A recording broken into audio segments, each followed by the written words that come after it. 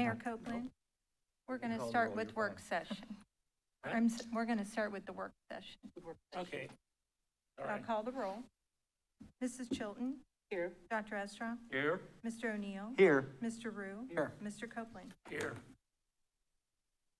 Yes, Commission, thank you for providing us with the opportunity to talk to you tonight about the American Rescue Plan Act. So if you recall, back in August, commissioners had asked if I would prepare, in conjunction with staff, a presentation about American Rescue Plan Act dollars and the impact and effect it will have directly in our community.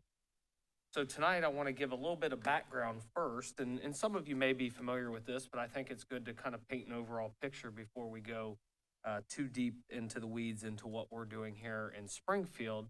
But the American Rescue Plan Act of 2021 was signed into law by President Biden on March 11th, 2021. Specifically, it provided $1.9 trillion in additional relief to respond to COVID-19. So again, we've been nearly 2 years in this pandemic, and the federal government has stepped up in a way to assist local governments, state governments, and other entities in trying to address the issues that have been created due to this pandemic.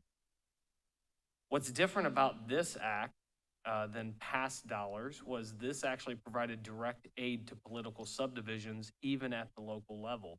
And so previously, the CARES Act and other COVID-related acts that provided money went down through the states, and then the states determined how they wanted to disperse those funds. Again, the American Rescue Plan Act was a little bit different in that it provided those direct allocations even at the local level. Just to give an example, in Ohio of the money that's being received, so the state of Ohio will receive approximately $5.6 billion. Municipalities in Ohio with a population of 50,000 or more, which are considered metro cities in the act, will receive approximately $2.2 billion. Cities under or less than 50,000 in population will receive approximately $815 million.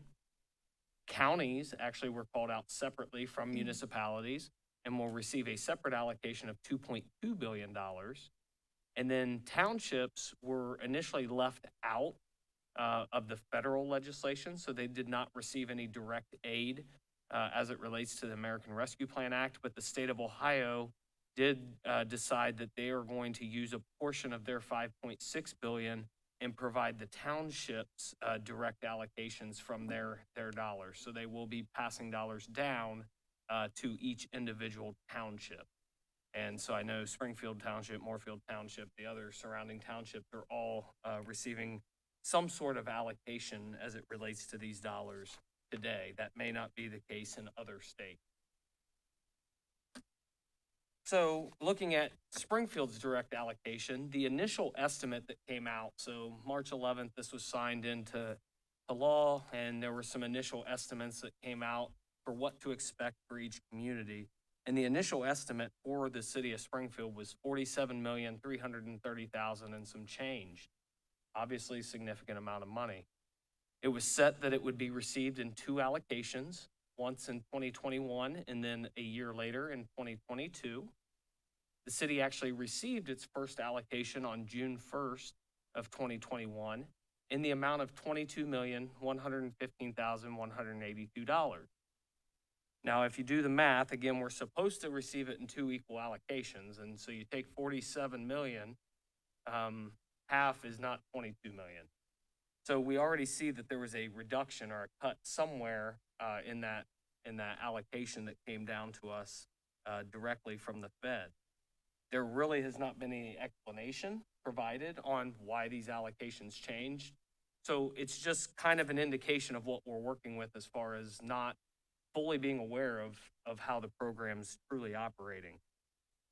So if you take the first allocation and multiply that by our second that we should receive in 2022, that would give the city approximately $44,230,364, which is $3.1 million shy of the original estimate, but again, a significant amount of money. Really, the next step is President Biden and the legislature had appointed the U.S. Treasury and tasked them with coming up with rules and regulation. This was similar to the CARES Act dollars that we saw before, where the U.S. Treasury was prompted to be the one to provide what guidelines, what restrictions, what rules applied to this funding.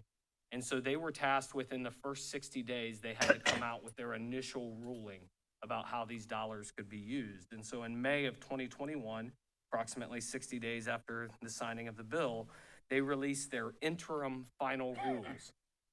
Now, leading up to the release of their final rules, we heard a number of things, even from the staff aides from our various legislators, that, this was basically going to be free money. It was going to be very flexible. You could do whatever you wanted with it. The sky's the limit. And in May, when they released the interim final ruling, it was 151 pages of pretty direct guidance on how these dollars could be spent. So what was being told or passed on to us is this is going to be flexible dollars. Do what your community wants to do with these dollars. The U.S. Treasury obviously didn't take that tack with it. They put very similar rules, now expanded upon a little bit of what the CARES Act dollars could be utilized for, but they were still stringent in the sense that it wasn't free money. We couldn't just spend it any way that we wanted to. They opened up a public comment period and a Q&A with the U.S. Treasury for municipalities. Really, anybody could make a public comment as it relates to these funds. That ended July 16th with the anticipation that the final rules would be released sometime in August. We're now sitting at the end of September, and the final rules have not been released by the U.S. Treasury to date. We're anticipating it sometime in the fall of 2021, but those final rules have not been determined and passed down by the U.S. Treasury. So looking at the permissible uses under the interim final rules that were provided, it breaks it into 7 kind of broad categories in a sense. And I can talk certainly a little bit more specifically, but at a high level, it wanted to support the public health response to COVID-19, wanted to address the negative economic impacts caused by the public health emergency, serve the hardest hit communities and families, replace lost public sector revenue, provide premium pay for essential workers, invest in water and sewer infrastructure, or invest in broadband infrastructure. So again, pretty broad categories, but then when you break down those individual categories, it's pretty specific. And as you can see, even in investing water and sewer infrastructure, it's pretty specific. And we even went so much, and we frequently asked questions to the U.S. Treasury and so forth. And as an example, we wanted to know, okay, so if we go in and replace water lines or sewer pipe, can we pave the roadway associated with that project? And they said yes, but not any more than the limits of the exact project that you're doing. So if you replace 1,000 feet of pipe in the street, you can replace that 1,000 feet of street and no more. And obviously investing in broadband infrastructure is a pretty narrow category as it relates to broadband infrastructure. And that's what they're trying to do. So they're really trying to focus in on water and sewer infrastructure and broadband infrastructure as it relates to true infrastructure needs or project that we would think of for the city. May I ask, am I seeing the investment in broadband infrastructure as an attempt to better provide for education for all the children in a community or in an area, since we had to rely so much on Zoom and digital communication? Yeah. I assume they're trying to address what is lacking in many parts, various. Yeah, and a lot of it is, yes, that was their intent by the investing in broadband infrastructure, was to look at network, fill the gap that exists. A lot of those gaps exist more in the rural areas because they do not even have access to any sort of fiber or any connection, whether that just be overhead wire connection at their house. So the broadband was to expand that. and I won't go too deep into it, but I know the county is looking at serving areas that currently have no access. Their only access maybe is satellite internet, which is very unreliable still to date. So those are the types of things that they're looking for with that broadband infrastructure, is to really fill those gaps of areas that do not have current access to high-speed internet. Thank you. And just to give an example too, so one of the categories, replacing lost public sector revenue, again, that is a pretty narrow category in the sense of what your lost revenue is. They did provide a calculation for communities to use, and when we use that calculation, just to give a commission an idea, it would be approximately about $6.5 million in lost public sector revenue based off of the formula that provided through the guidance of the U.S. Treasury. So we went through a pretty extensive evaluation of the funds. So this is really a finance-led effort in terms of the review of the rules and regulations, obviously with the assistance of our legal team, city manager's office, and the other departments, but finance really led the effort in evaluating the rules and regulations as it comes from the U.S. Treasury. Mark and Katie and their team, again, did the lion's share of that, of making sure that we're working through that. They asked the frequently asked questions. They were that point of contact with the U.S. Treasury, working with our accounting firm, Clark Schaefer Packet, so forth, to make sure that we were on the right path on these interim final rules. We also had quite a bit of senior staff discussion, really brainstorming is what we did. It was actually a very interesting process where we spent a lot of time just in a room, just going around and spitballing and kind of dreaming a little bit, but also trying to, what I didn't want in that first meeting was, well, that's not eligible, or that, and so we didn't do any of that. We just threw out projects, put them up on the wall, recorded those, and then broke it down a little bit further. Sort of our criteria that we looked at, one of the key ones was focusing on the city commission goals and objectives.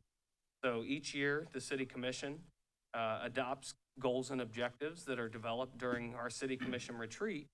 And we believe it's important that each of the items that we would recommend help advance or move forward a goal or objective of the city commission. So that's one of the criteria we looked at.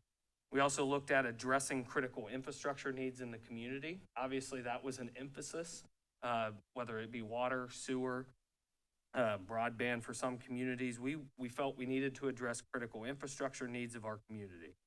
We also have to look at projects that are realistic to meet the timelines set forth by the federal government. And those guidelines are listed there, but so you have to have all of the money encumbered by the end of 2024, which means you have to have it allocated towards your project by the end of 2024. And then you have to have it fully expended by the end of 2026. So there is a time clock per se on this. And as you know, we're not the only community receiving money, and we're already seeing supply chain issues. We're already seeing issues with getting contractors. That end of 2026 timeline, though, for some may seem far off into the future, it is right around the corner in terms of getting some of these massive projects done. And we're, again, not the only community that is looking at using these dollars. So it's going to put a larger strain, more significant strain on supply chain issues, on contractor development. And so it's going to be tough. It's going to be something that we really have to kind of push the pedal down on to make sure that we meet those timelines. Would one also guess that as a result of that, prices will be higher than usual? I believe that we will see inflationary effects of this money coming just in. Supply and demand. Supply and demand, money being pumped in, contractors having more work than that they really can handle or do, so their prices are going to be inflated because of this. So we do anticipate and expect to see that. And then at the end of the day, really one of the ultimate criteria that we looked at as staff is we wanted investments that were going to be long-term and sustainable for our community. At the end of the day, I want us to be able to look back 40, 50 years down the road and know these ARP dollars help fund these projects. They help move the needle for our community, for our organization. And that was key for me. There, not to knock on other communities, but there are other communities that have done some very short-term, short-sighted things, paying off utility bills, those types of, like for 1 month in their community. Though that may help an immediate issue, it's a very short-sighted, very short-term approach that's really not going to have a long-term lasting impact in that community. They're not going to see that 25 years down the road and say, those dollars help move our community forward. And so I think it's important as we look at projects here, because it is probably a once-in-a-lifetime opportunity with these dollars, is again, we're making long-term investments for our community and organization. So that led us into kind of 4 areas of recommendations as it relates to the use of our money. And so the first of those, and I'll go into each in more detail, is the construction of 3 fire stations. And again, I'll talk about that more specifically. Plaza renovation, I'll talk about that here in a second. Water and sewer projects. So as you saw, water and sewer infrastructure was a key element. And then affordable housing / displaced individuals is the category I put it under, and I'll go into each of these more specifically here. So again, on the construction of 3 fire stations, and I know Commission heard this at our retreat, our fire stations are on average 56 years old. The newest station was built in 1981. We're unable to support modern apparatus and equipment. Great example is Station 3 out on Selma. We have a rescue engine in there that is 28 years old. It's on its last leg. It needs to be replaced. But we cannot get a rescue engine that will fit in Station 3 on Selma Road because of the height of the door, the height of the ceilings. And so we're not able to replace that 28-year-old engine. We also have a lack of facilities for our diversified workforce. So as we have had more and more females enter into the fire profession, again, our stations were built in 1981 when it was a predominantly male-dominated profession. And so we do not have separate sleeping quarters. We do not have separate locker room or bathroom facilities to accommodate that diversified workforce. And that creates its own issues and challenges as we look to create that more diversified workforce within our fire division. And then again, all of the goals were evaluated against, does it meet a city commission goal and objective? And so again, when we talked at retreat, one of the things we talked about specifically was the age of our fire stations and the need to start addressing those issues. At that time, we were proposing maybe 1 or 2 stations, and this was before we knew this money would be coming available and could be utilized for these purposes. Now we have the opportunity to have a long-term lasting impact, not only within our organization, but serving our community by replacing 3 fire stations within our current system. So the next steps of this, the estimate for replacing 3 stations is at $18 million. We have to identify locations, and as Commission knows, we have started identifying those locations with the purchase of land at South Limestone Street, and then also the land at Kenton Street. And then we would move forward with design and construction. I will say right now, the 3rd site that we're trying to identify, we're trying to weigh exactly where we put that station, whether it's on the east side or whether we look to potentially put it on the west side, and would allow us to consolidate down stations 5 and stations 8. So we are considering those options and having experts look at that, look at run times, look at response times to see what makes most sense for us so that we are very strategic in this decision. So we're not going to rush that 3rd site. We want to make sure we're evaluating and making sure. Both the South Limestone Street and the Kenton Street sites are almost dead on to exactly where the Ohio Fire Chiefs Association, who we hired to look at a station location study, placed those replacement stations. The next project is the plaza renovation. So as you know, again, we talked through budget last year, but also at retreat. and you've seen a presentation about a remodel of the plaza, but we have necessary repairs to make at the City Hall parking garage. So as you know, we're sitting on top of a parking garage where we sit today. And the membrane around the expansion joint had a 25-year lifespan, and we're past year 40 now. And so that needs to be replaced. So we have a project, and one of the things that we looked at, again, being strategic, was this a time to reinvent the plaza area for our community. One of the things that's talked about in the underlying sections of the 7 areas that the U.S. Treasury put out was creating more open air space for your community, for outdoor events and gathering spaces, because obviously in a pandemic like this, it's best if we can be outdoors and have the opportunity to have space that accommodates us being outdoors. So this is an opportunity to create that more accommodating outdoor space for our residents. It also, again, we have a project that we have to do as it relates to the garage, so it will save dollars from our permanent improvement fund that were already allocated or to be directed towards this project, which then frees up money for us to use on other capital type items like street repairs and so forth. And at the end of the day, again, it meets the city commission goals and objectives. Because again, downtown redevelopment and specifically the plaza and creating a more inviting space on the plaza was one of the things identified by commission through their goals and objectives. So the next steps for that, the estimate for the project's approximately $3 million. We are working through the detailed design. Again, we were already kind of starting the work on this project, so we are moving in the detailed design phase. We hope to bid the project in 2022 with a completion date sometime in 2023. Water and sewer utilities. So again, one of the main categories under the U.S. Treasury's guidance was addressing water and sewer utilities. I think the feds felt this was an opportunity. You know, you have places like Flint, Michigan, and the disaster that occurred there.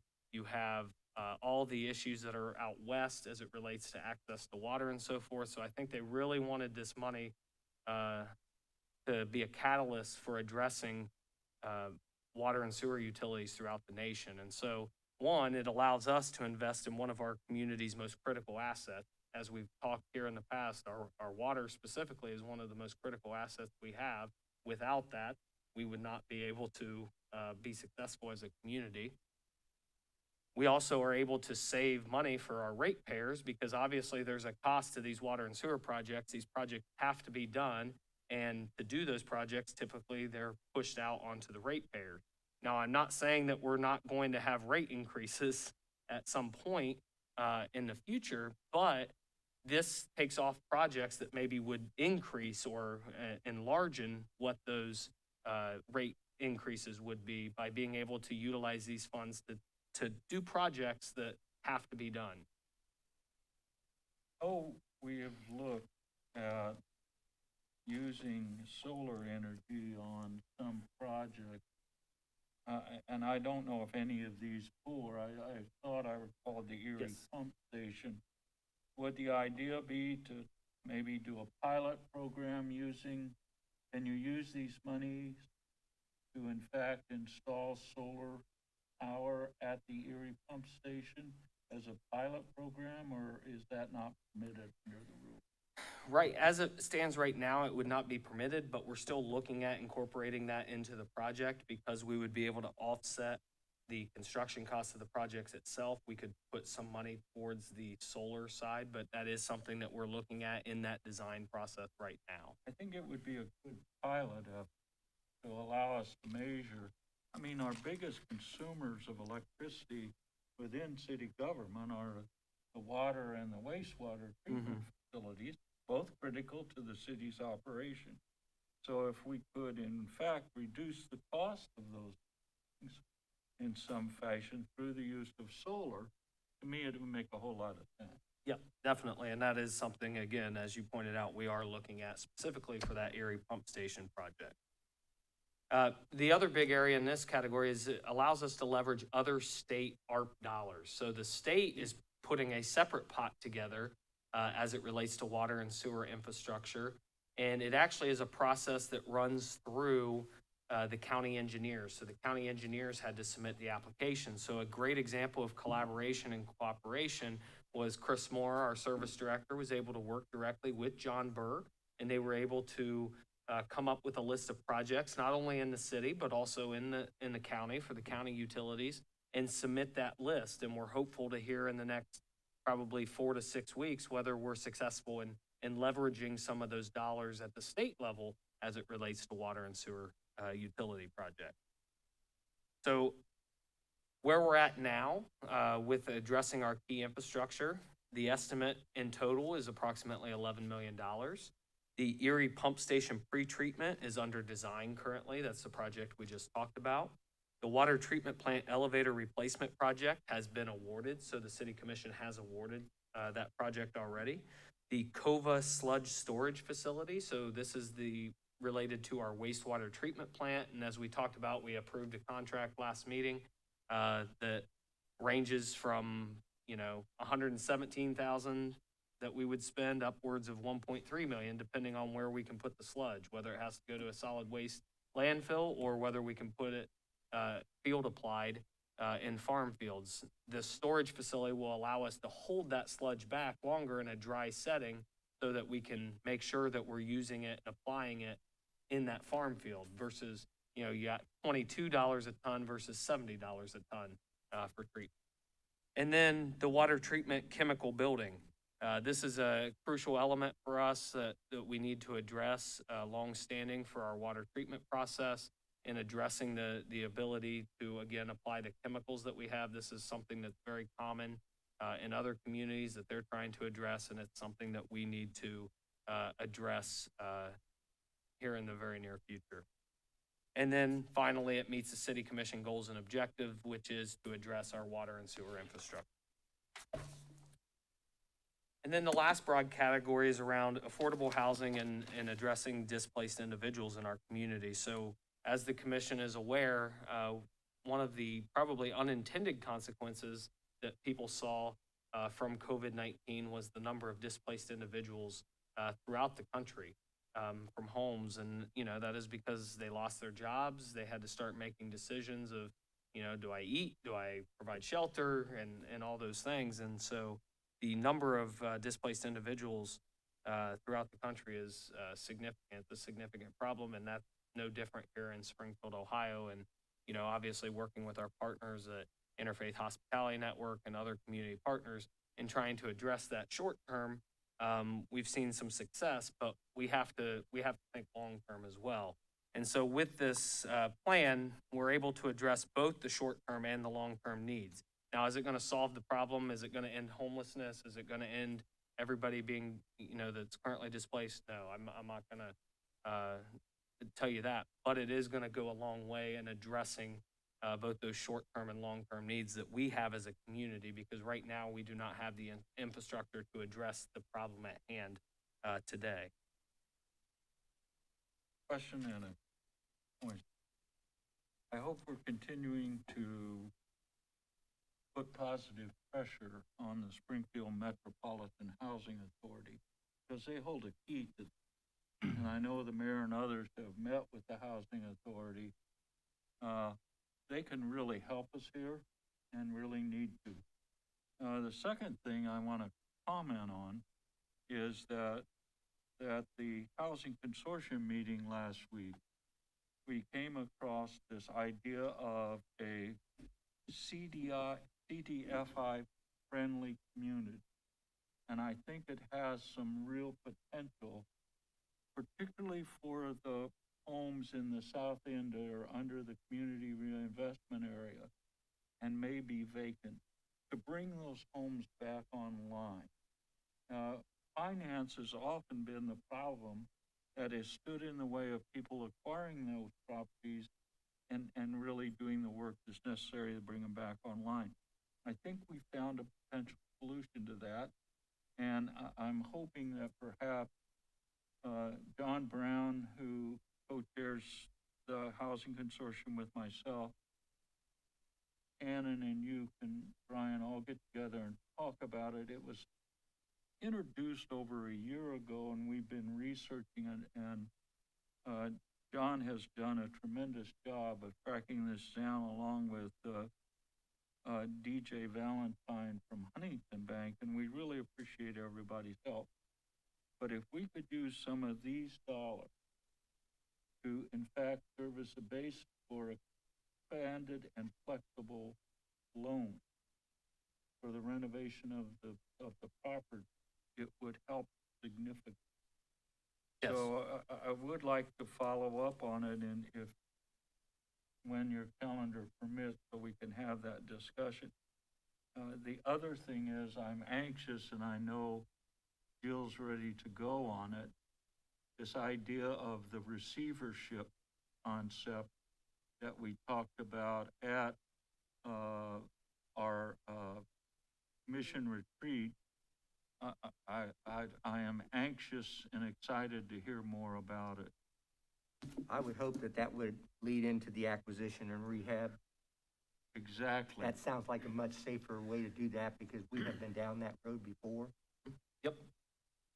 Yeah, and so to go back to kind of the strategy around the ARPA funds specifically is focusing on three key strategies, and all those strategies are not done in a vacuum. They're looking at other programs and other projects that are working too, whether through the housing consortium, through the engaged neighborhood planning efforts and so forth.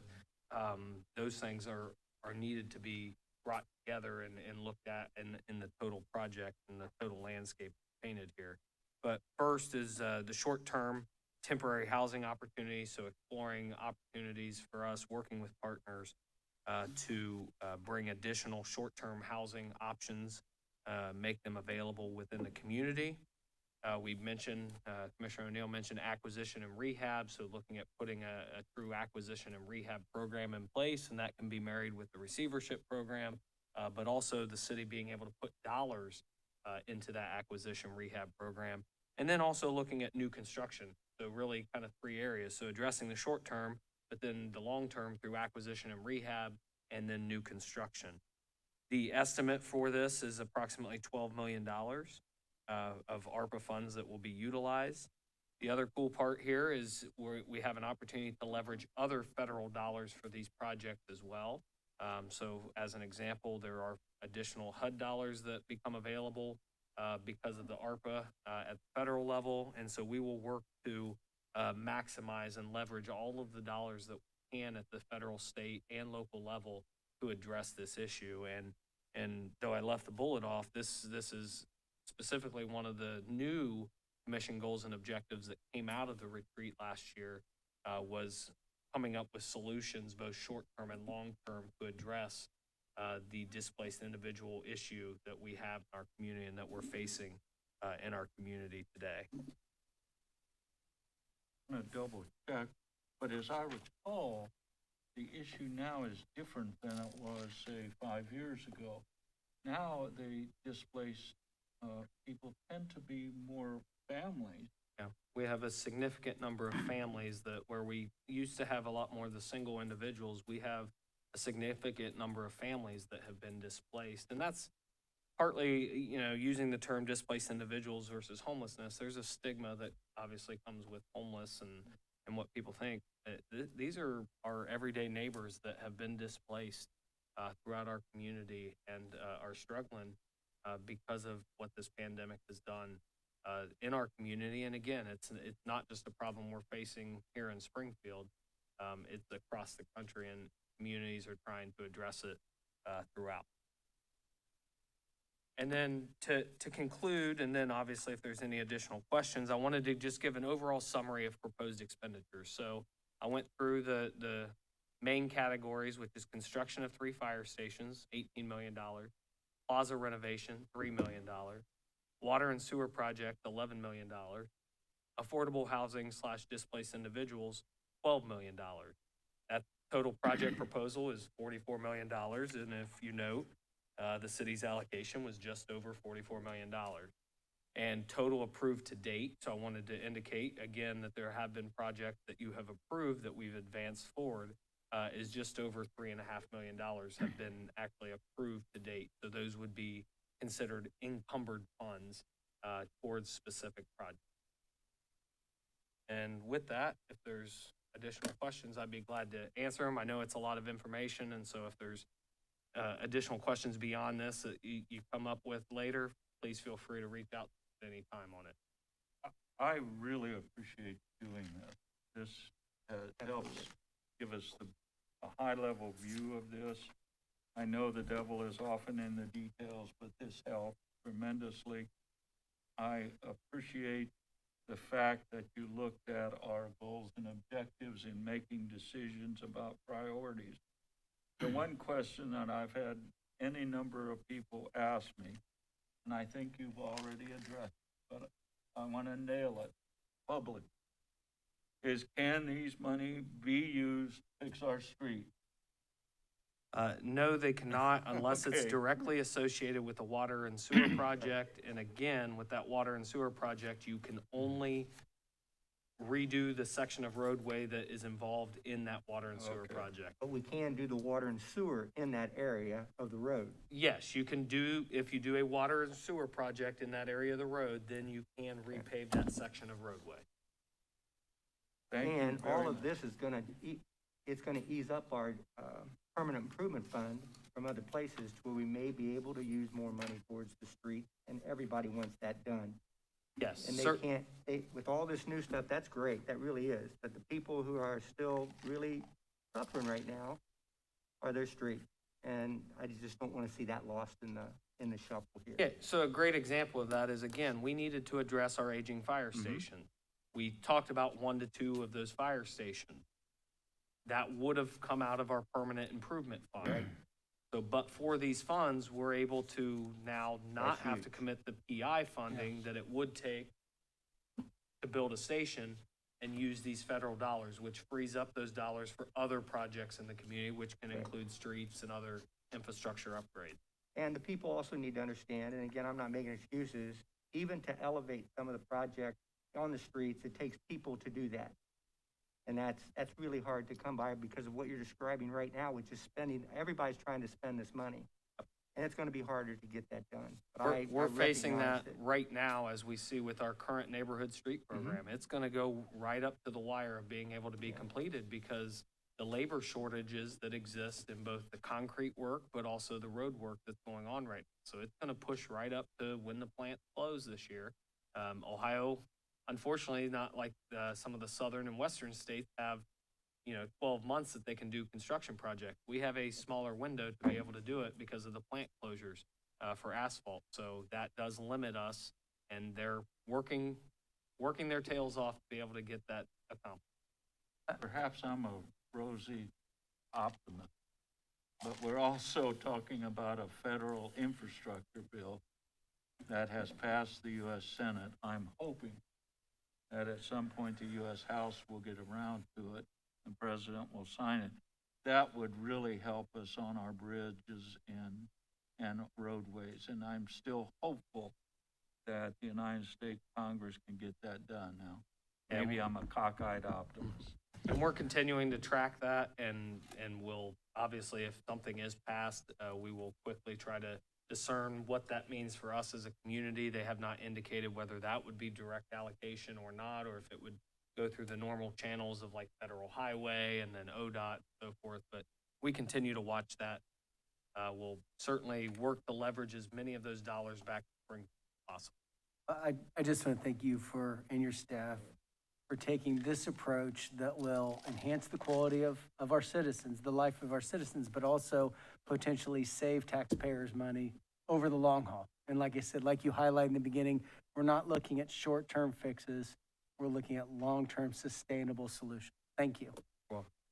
I just wanted to thank the staff for taking the time and including affordable housing and displaced individuals in your priorities. Because, except for the grace of God, all of us could be in that position at some point. So thank you so much. Just for what it's worth, that's a commission goal and objective, is that we would pay special attention to displaced individuals in our community. Any one of these projects are huge projects, and to think of all that you're gonna have to get accomplished by 2026 is really gonna be tough. Yes, it's gonna be a fun 5 years, so. It's really gonna 4 be a years tough. now, almost. And the clock's clicking. So that is all of my presentation for the work session. I do, before we adjourn, we do have add-ons.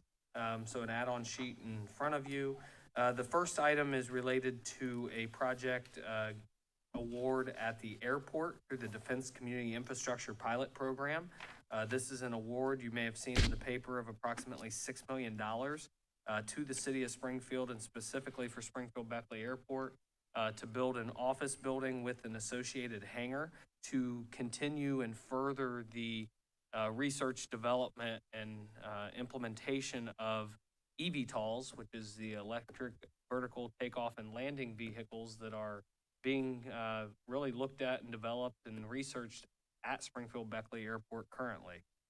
The next item is authorizing the city manager to enter into a purchase agreement with the land bank or the Clark County Land Reutilization Corporation. This is a property on South Limestone, 1939 to 1941. If you recall, there is a stretch of houses, probably 8 or 9 houses that are right smack dab in the commercial corridor. Those have been rezoned through the strategic rezoning that we did many years ago. And one of the ideas was over time that those properties would turn over and that we would be able to work in towards additional commercial development there. And so one of those properties became available through the land bank. And so we're working them in an amount of $2,500 to purchase that, demolish the structure, and again, hopefully over time, be able to accumulate lots that lead to a commercial development. On the emergency ordinance side, we have an termination of the Four Corners redevelopment agreement with Dillon LLC. As you recall, this project was related to the Kroger redevelopment. So Dillon came in and did some great work on helping us plan and conceptualize what that space could look like. And we were able to, as you know, work with Grocery Land then that has now come in and purchased the facility. And they had a great article last week in the newspaper and hopefully will open up before the holidays. But this agreement will terminate the Four Corners redevelopment agreement that we have in place and also cover their third-party expenditures, which is what we agreed to as part of the agreement for $27,000. The final emergency ordinance would be confirming and approving a change order for the white box retail space build out at the parking garage in an amount of $4,500, a little over $4,500 to increase the total project to just under $411,000. And these are items that came up as we were working through the construction of the garage, and we're hopeful that they'll be done here about the same time, right before the holidays, and we can have some tenants in place there. And then emergency resolutions, we have the appointment of Tyler Walters to the Board of Health of the Clark County Combined Health District, and then the reappointment of Leah Elliott and Derek Alvarado to the National Trail Parks and Rec District Board of Trustees. Jill, I commend you for reading through all these ordinances all the time because that is not easy. And with that, that is all I have, Commissioner. We ready to adjourn this meeting? I move adjournment. Second. Moved and seconded. Clerk will call the roll. Mr. Rue? Yes. Mr. O'Neill? Yes. Dr. Estrom? Yes. Mrs. Chilton? Yes. Mr. Copeland? Yes.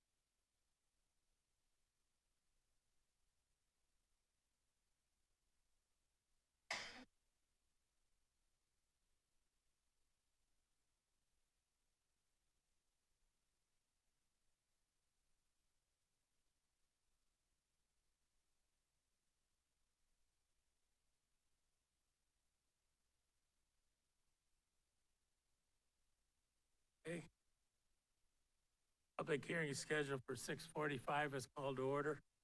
The clerk will call the roll. Mrs. Chilton. Here. Dr. Estrom. Here, Mr. O'Neill. Here. Mr. Rue. Here. Mr. Copeland. Here. The purpose of this meeting is public hearing to consider proposed change for a development plan.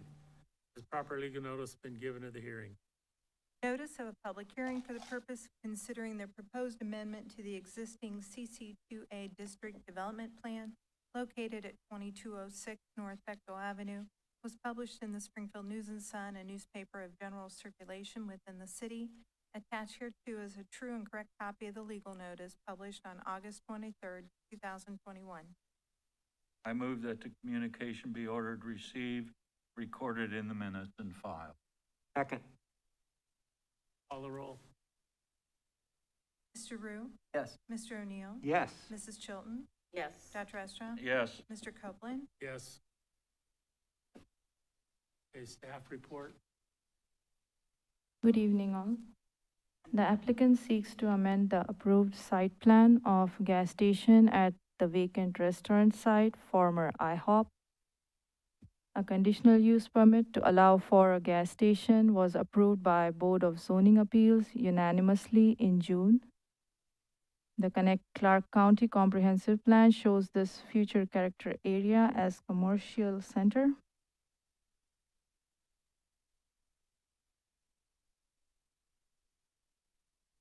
Staff found that the proposed use of gas station is not compatible with the surrounding land uses. Returned staff reports state denial from city manager's office, stating this was not sold as an automobile-oriented use in the approval of original zoning and site plan. And if approved, would adversely alter the character of development.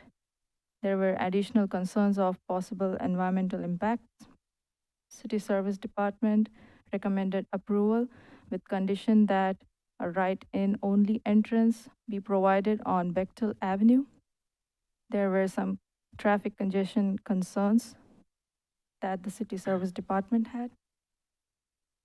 The Planning and Zoning recommends denial, although the initial environmental concerns were addressed by the applicant at Planning Board meeting. Planning and Zoning still does not consider gas station to be the best use of parcel. The staff recommends denial of the request as a gas station, as it is not the best use for the parcel. Staff believes this area is intended for retail. Having shopping center, medium shops, and restaurants is the best use of the parcel. There were no objections at Planning Board meeting, and staff received no objections from public. Thank you. Was this taken before the Board of Zoning Appeals? Yes, What was their vote? they unanimously approved. Okay. And it was taken before the Board of Zoning Appeals because of the use that was going to be there, right? Yes, Okay. But they approved it. yes. Can you kind of explain a little bit to me, the staff denied it? Is that correct? Yes. On what basis? The staff found that North Bechtel Avenue has some traffic congestion issues, and a gas station would add in to that. The other was that it's not best use of the parcel since it was a former IHOP. The staff recommends that it be used as a restaurant or a small shopping center. my understanding correctly that the staff recommend denial of this request and the zoning board of appeal unanimously approved it? Yes. Okay. Thank you.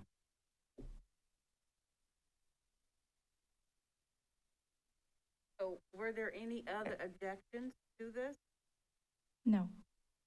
I think I heard you say the city's service center said they have concerns of the traffic flow, not necessarily, they didn't recommend denial of it. Is that right? Yes. Okay. Any member of the commission want to comment on this? Mayor, I was at the Board of Zoning Appeals meeting that night. I think we need to hear from their attorney, Mr. Pfeiffer, to get some information about this. Jim, you had questioned, or you gave a reason also at that meeting why the parking lots couldn't be adjoined. Can you share that with us, why that can't be? Why the? The parking lots where, from the Walmart and whatnot, they're gonna have their own entrance and egress. The issue is owner of the, property that's in question here does not have, access to that. The developer of the overall shopping center would have access to it. And if you, I'm not sure you understand what's going on here. No. You have a current, classification for that lot that allows a gas station to be put in there, which would generate significantly more traffic than what is actually proposed to go in there now. We need to have an amendment to the plan to reestablish retail use in there. And this is also gone to the Board of Zoning Appeals because the proposed use is an automobile-related use, and it is the tire stores, basically, it is. Not a significant generator of traffic, nothing close to what the gas station would be. And we do know that there is a commitment from the developer to build the access across there, but there, if you're familiar with that, there's a ditch that runs along that area, and it's a bridge to cross. Jim, that is actually the other, I just wanted to clarify, Mr. Pfeiffer, that is, this is the proposal for the former IHOP. The tire shop is another item that will come up as a second reading tonight, and that is the lot that is there next to Walmart. So I just want to clarify that for the audience. Okay. So this is for the former IHOP property to be converted into a gas station. I'm unaware of that. Anybody else on the commission want to comment? Anyone in the audience want to speak to this matter? Please go to the microphone.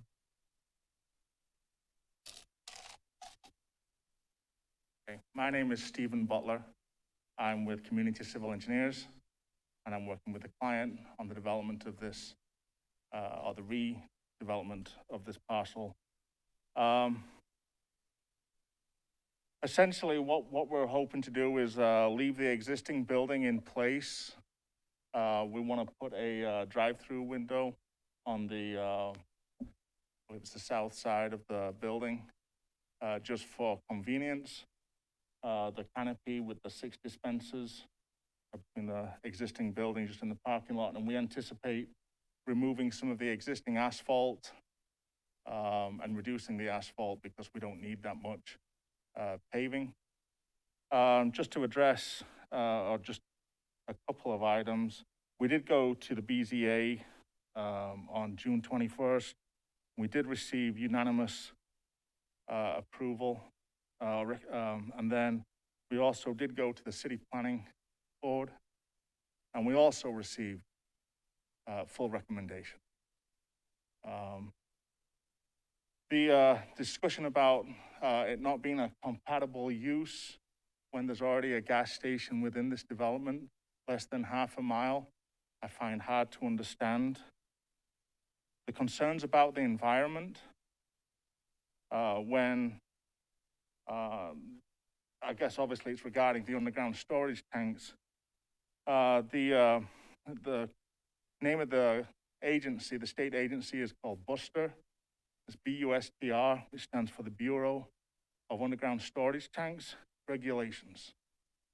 They are in charge of regulating and making sure that underground storage tanks are properly maintained and used. Just to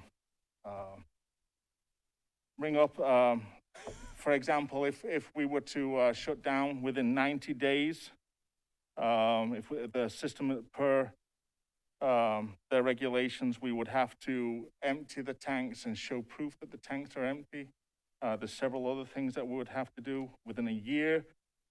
Without any application for extension, the tanks would have to be removed in entirety.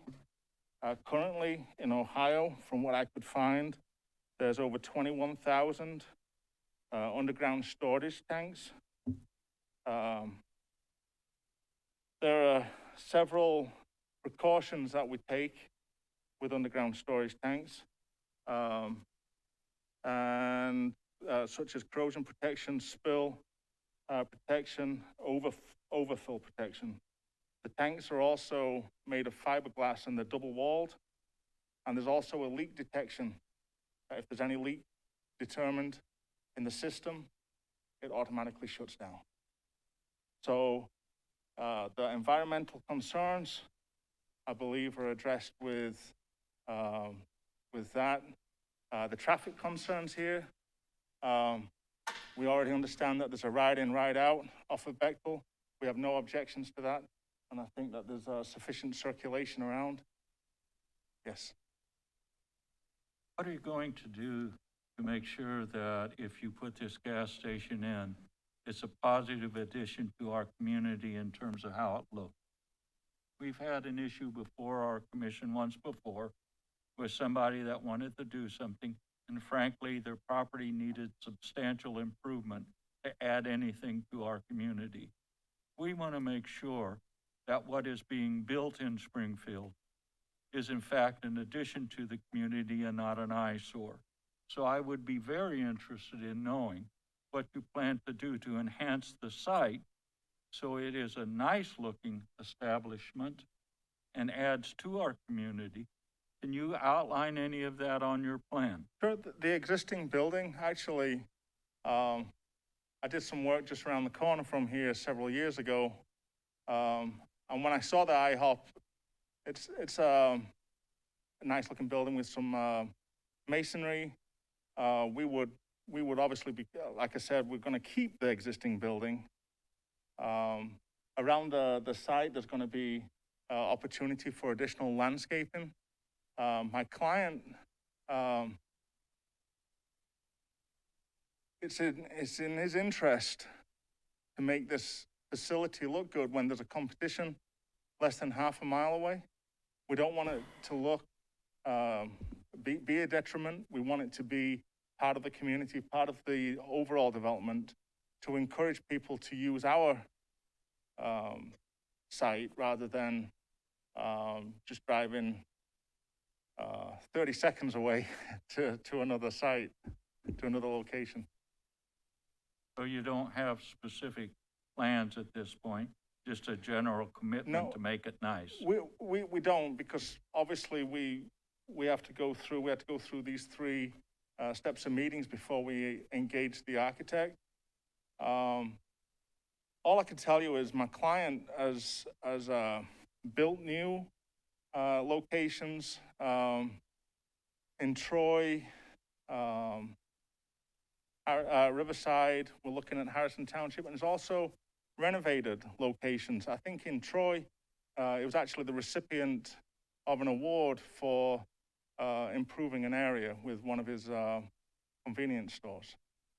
That he took on a convenience store and did exactly the same thing, converted to a gas station, and everyone was very happy. And if you'd like to reach out to the city of Troy, I think they would also confirm that.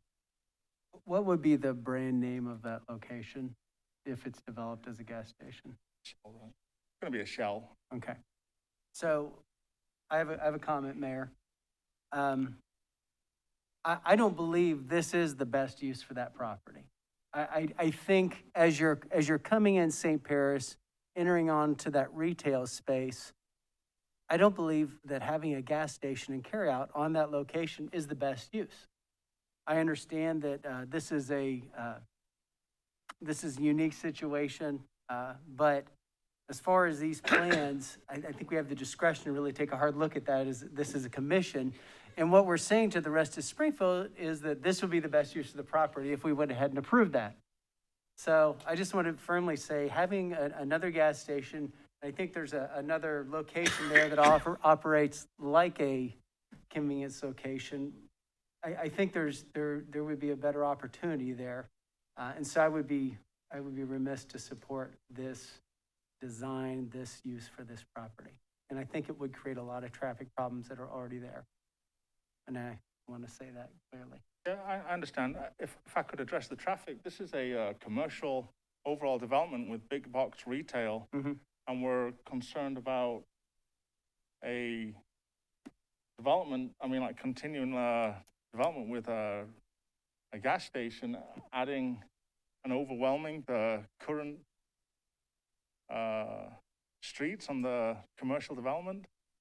It just seems, I don't even know if I'd tell you if you said the traffic was never going to be a problem, if I'd feel differently. I just don't think it's a good use for that property space right there on that location. Okay? Anyone else want to speak to this? Okay, let's move on. Public hearing number 2. Mayor, can we have an adjournment for this public hearing? I move adjournment of Second. the hearing scheduled at 6:45. My second. Thank you. Mr. O'Neill, Yes. Mr. Rue, Yes. Mrs. Chilton, Yes. Dr. Estra, Yes. Mr. Copeland. Yes. Public hearing scheduled for 6:50 is called to order.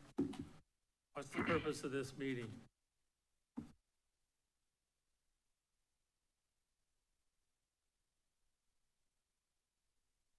This meeting is considering the proposed OPDA development plan at 130 South Burnett Road. Would you like me to read the legal notice, sir?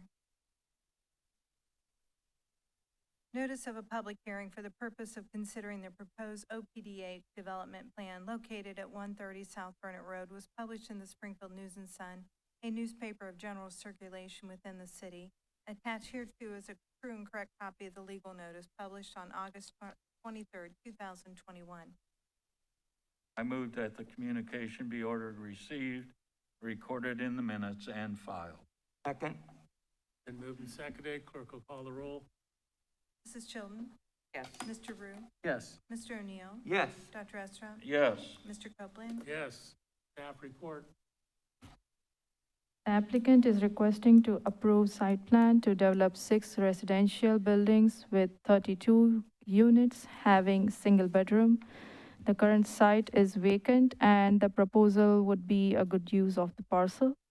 The subject parcel is surrounded by residential in the north and south and commercial to the west, green space to the east. The proposed overlay and the site plan are compatible with surrounding land uses. The Clark County Comprehensive Plan shows the future character area of subject parcel as institutional campus, which permits multifamily residential under secondary uses. Staff comments returned with no objections and planning board approved the request with majority votes. Staff recommends approval of the request. There were no objections at the planning board meeting, but staff received a voicemail regarding concerns.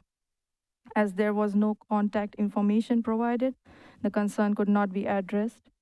Staff received an email from Ms. Pierce this afternoon from a business owner at 115 South Burnett Road regarding utilities. Thank you.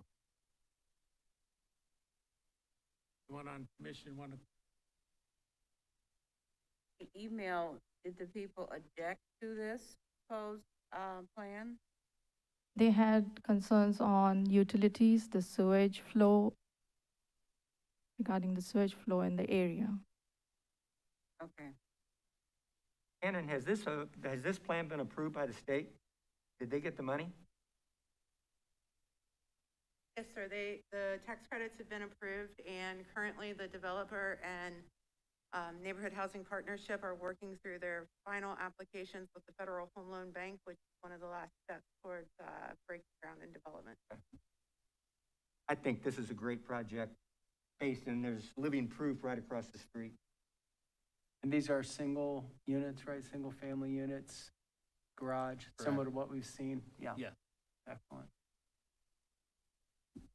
I agree with Commissioner O'Neill. This is a great addition, and in part addresses, hopefully, some of the housing issues of the community. Absolutely.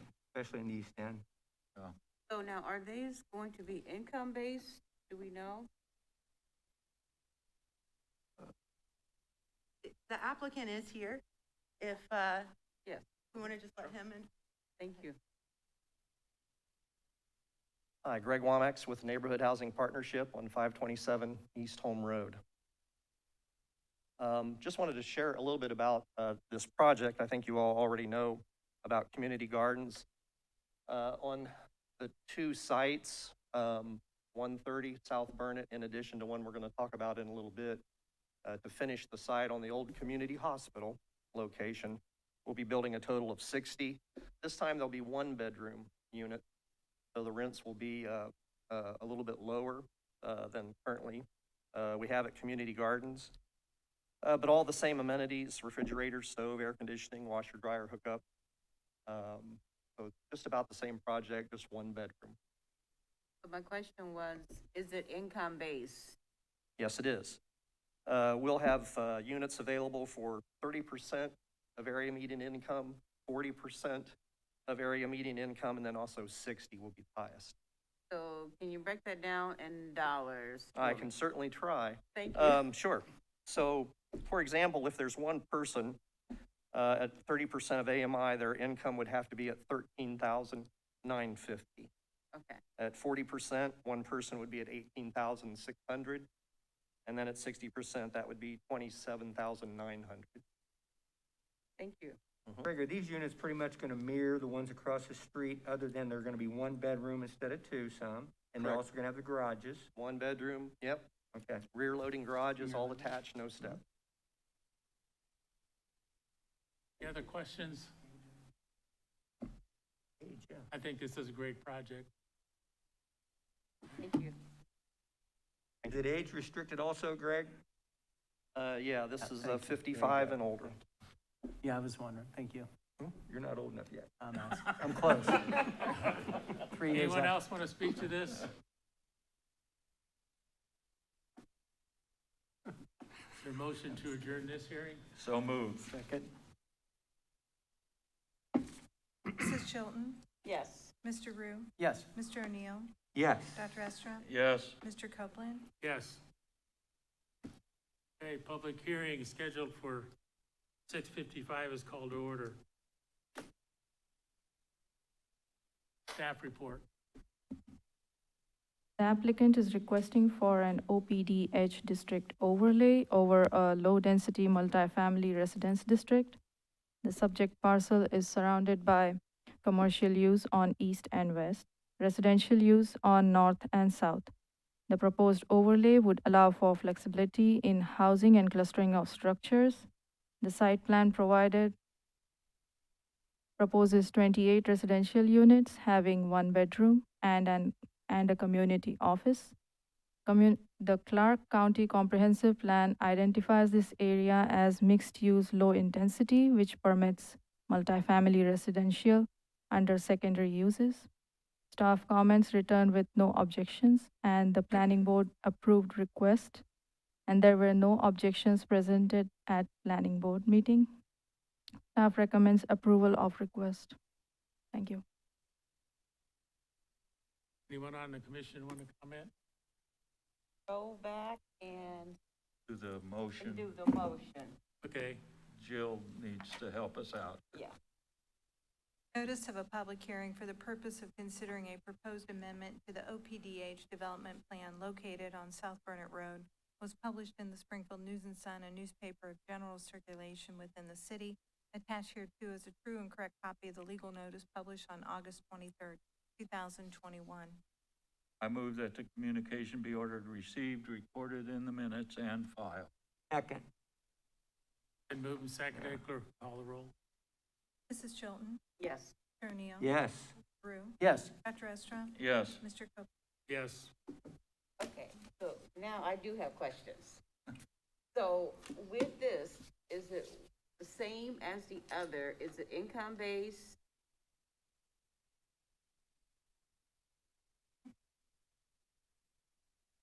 Yes, this This is really two sites of the same project. So what I shared earlier goes for both addresses, both locations. Yeah, the same income, they're all one bedroom, based on 30, 40, and 60% of area median income. And Above this- that wouldn't qualify. And this finishes out that corner there where the old hospital was. It does, yes. If you look at the slide, so up here in the corner is basically the intersection of South Burnett and High Street. Okay. And this will also be a senior development. Yep, Okay, 55 and older, very correct. good. Thank you. Thank you. Anyone else? Okay, Anyone in the public wanna? anyone in the audience want to comment on this?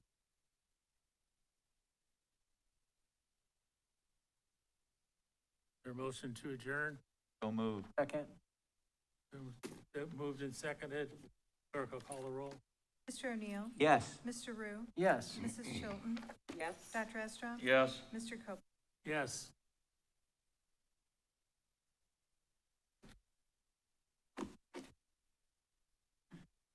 The city commission, I think we're ready to start the meeting, aren't we?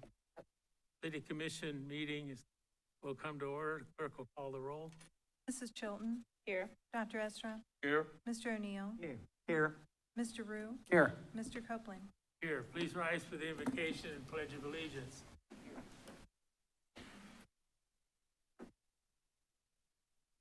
Our God, we're grateful for the opportunity to make decisions important to the community. Help us to do it well. Amen. I pledge allegiance to the flag of the United States of America and to the republic for which it stands, one nation, under God, indivisible, with liberty and justice for all.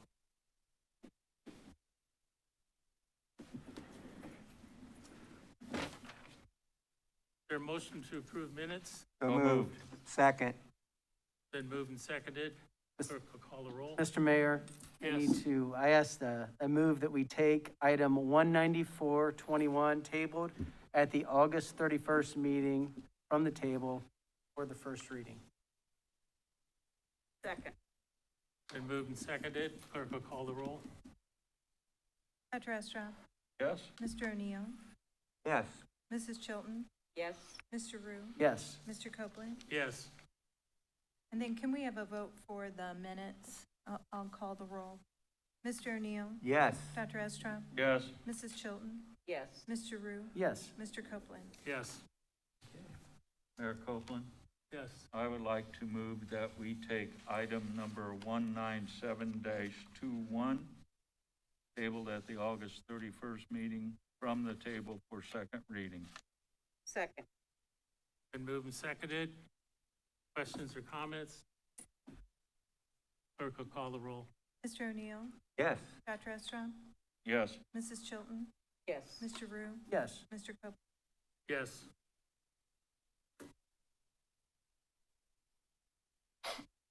Proceed. Proceed with first readings.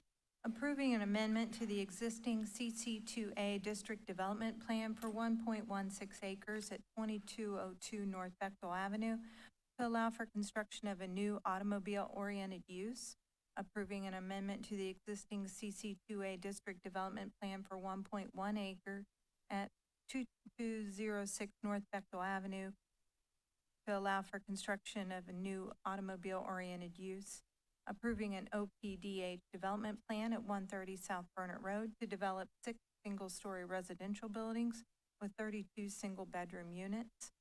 Approving an amendment to the existing OPDH development plan at South Burnett Road to construct 7 single-story residential buildings with 28 single-bedroom units and 1 office community building. Accepting the application for annexation of certain territory containing 31.28 acres, more or less, in Springfield Township, excuse me, and commonly known as the 330 Tuttle Road annexation area to the city of Springfield, Ohio.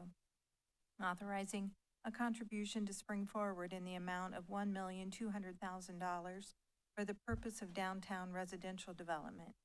The next 2 items were added to the agenda confirming and approving the acceptance of a Defense Community Infrastructure Pilot Program grant through the Office of Local Defense Community Cooperation, an amount not to exceed $6 million for the construction of a National Advanced Air Mobility Center of Excellence, authorizing a local matching expenditure in an amount not to exceed $2,019,535, and authorizing the city manager, director of finance, and law director to perform all acts and execute all documents considered necessary to fulfill the city's obligations under said grant and to comply with all relevant local, state, and federal legal requirements.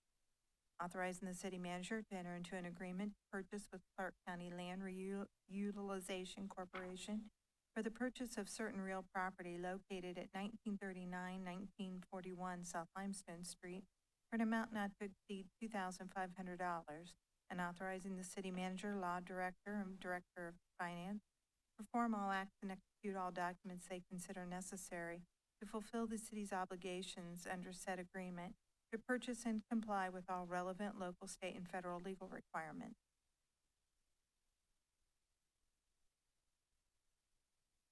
Mayor, I have a point of clarification on two first readings. The 2202 North Beckville and the 2206 being close together, but they're separate projects. That is correct. The one is the, 2202 is a tire store yes, that is the vacant lot that by a would, separate developer? yes, Okay. And the other one is the service is station? the case that you just heard, Okay. the public hearing. Gotcha. Thank you. And I just wanted to note regarding item number, make sure I got the correct item number, 253-21 for the annexation. I realize this is only a first reading for 3030 Tuttle Road. Annex, we have a letter that was received from Linda Brown and Ronald Brown opposing this because of the traffic and the congestion and the trash, I believe. And I believe it's a proposed Aldi's. Yeah, there is a development plan that has been submitted for rezoning. So this case that is a first reading tonight relates to just the annexation of that property. There's a separate rezoning case that is moving through the process, which would be before the CETA Regional Planning Board. I believe that is next week, next Thursday, and then would ultimately come to the City Commission at some point. But tonight's, the first reading is specifically to the annexation. But And yes, that's just attaching to the city formally. yes, attaching to the city formally, and then the question of rezoning, and then the proposed development of a grocer would come through the rezoning process as traditional. Okay, so we vote on this in 2 weeks, correct? That is correct. Okay. I have a question, and really, I'm hoping staff can provide us a little more information about item number 254-21, the $1.2 million contribution to Spring Forward. I think it's exciting news, but I hope you'll take some time and explain all that's involved with this. Yes, Commissioner. So first, Spring Forward was developed as a downtown redevelopment group to help further the revitalization of downtown Springfield. As you know, we've made a concerted effort to really strengthen our core, because it's important that we have a strong core, and then as we build out, that strong core helps increase the investment that we see throughout the community. And so working with Spring Forward on several projects throughout the downtown area, they have recently been working on a couple different downtown residential projects, so bringing additional residential opportunities downtown. Obviously, we had the Center Street Towns project that has been wildly successful. 19 of the 22 constructed units are sold as of today, and then they plan to add 2 additional buildings to that. This would bring an additional 131 market rate apartment units to the downtown. On 2 different sites, 2 different projects. One would be a revitalization of an existing building with a new construction, and then the one would be a complete new reconstruction. So again, I shared some information with the commission as far as public involvement in these type of projects. Part of it is proving the market and really developing the market. And so we saw with prior developments like the Center Street Towns, where the public investment was about $29,000 per unit. And this investment or this level investment actually is just over $9,000 per unit. So we can see that the private market is starting to sustain on its own the ability to develop residential in our downtown, which is a great positive for what we're doing here and the momentum that we've built specifically in downtown Springfield. And the downtown, rebuilding downtown is one of our commission goals, and it's certainly a very important one. And a lot of people have asked me, well, when are the services coming? And my answer to them often has been, when the people come, the services will come, because the people will demand the services in downtown. They don't want to drive. They want to be able to walk to some of the places where they can take advantage of buying products or services. So I think this will add significantly to the whole downtown effort of revitalizing downtown Springfield. So I will be strongly supporting this. Thank you. It's an important step that we continue to take, showing the community that we're investing in developing the entire area. And then we've talked a lot about other different development projects tonight, but this one's a strong one. We've identified that the center of every community is the heartbeat, and we are investing in the heart, and we're also paying attention to the rest of the body in our community. So I think this is a good decision to move forward on.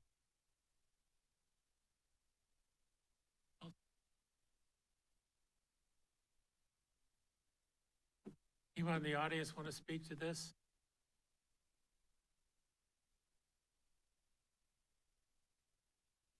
Any of the first readings? Any of the first readings? You could go to the podium, please, sir.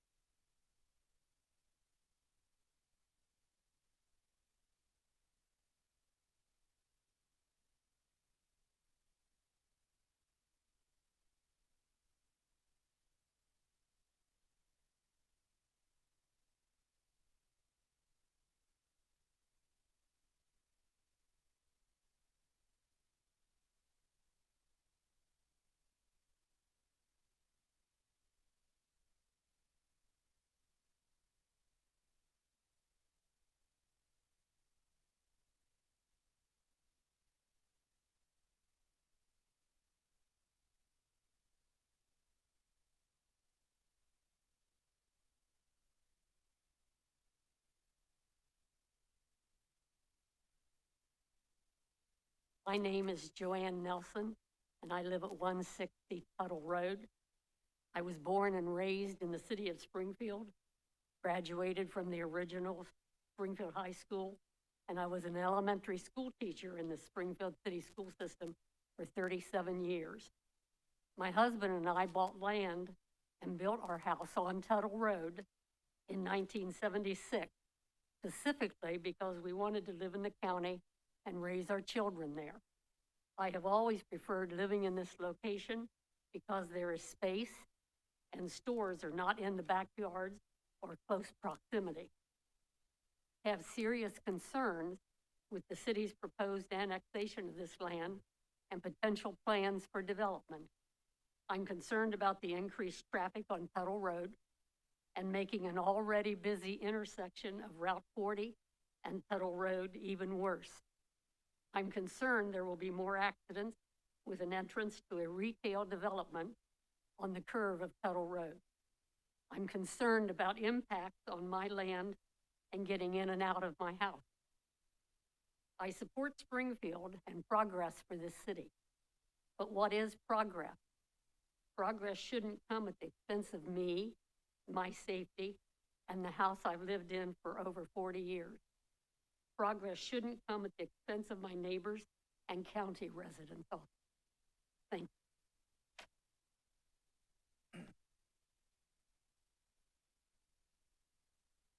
Good evening.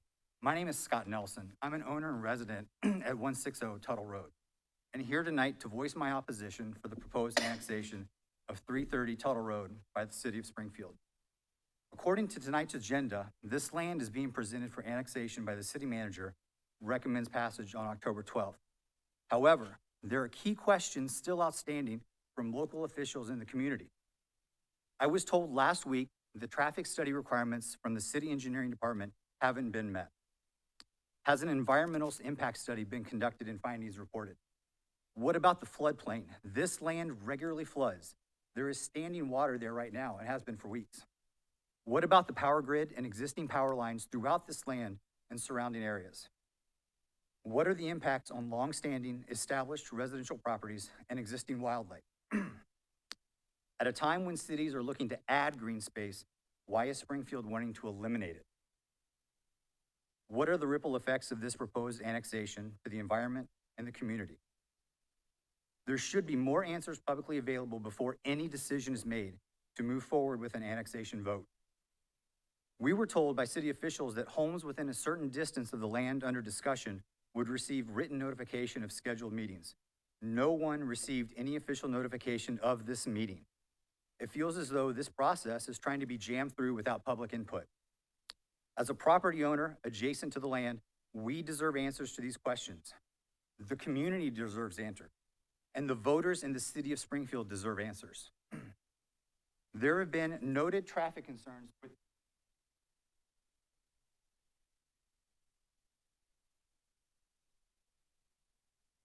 hard copy. I have emails that I can send out to the commission if they prefer. This is a map showing Ohio State Highway Patrol data at the intersection of Route 40 and Tuttle Road. This intersection and the surrounding area experienced a significant number of crashes, especially compared with other parts of the county, including serious injury and fatal crashes. Additional business traffic will only make a challenging intersection worse.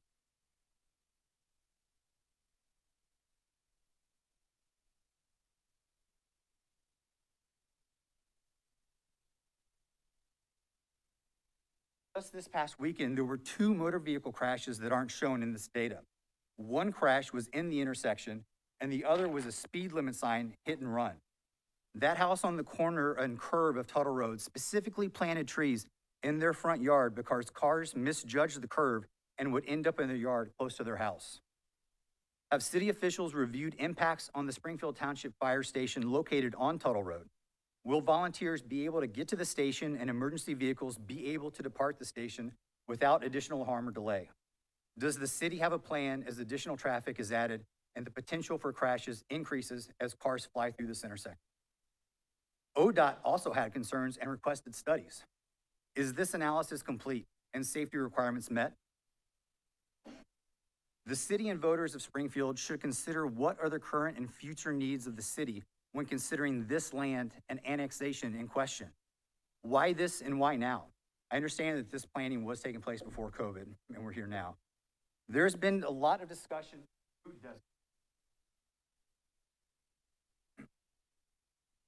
Recently, I don't know what the opposite of a food desert is, but can say that adding a third grocery within 1.5 miles of 2 existing groceries is at least market oversaturation. The submitted development plan would have 4 groceries on the east side of Springfield when the south side has had 0 for a significant period of time. A food desert with just 1 grocery being planned but not yet operational. Representation from this council shared in the media strong sentiments about Kroger when it shuttered its South Limestone location. Don't forget that Aldi's original location in Springfield was on South Limestone. Why reward Aldi's for initiating the South Limestone food desert? In closing, let me be clear, like my mom said, we are very supportive of growth, development, and progress in the city of Springfield and Clark County, but it should be thoughtful, intentional, strategic, and take into consideration the needs and impact of the partner residents in both the city and the county, not unilaterally. This proposal is the best of bad options scenarios shared with me by local officials. No one has stated support for this project due to everything I have mentioned and much more I can't cover in the allotted 3 minutes.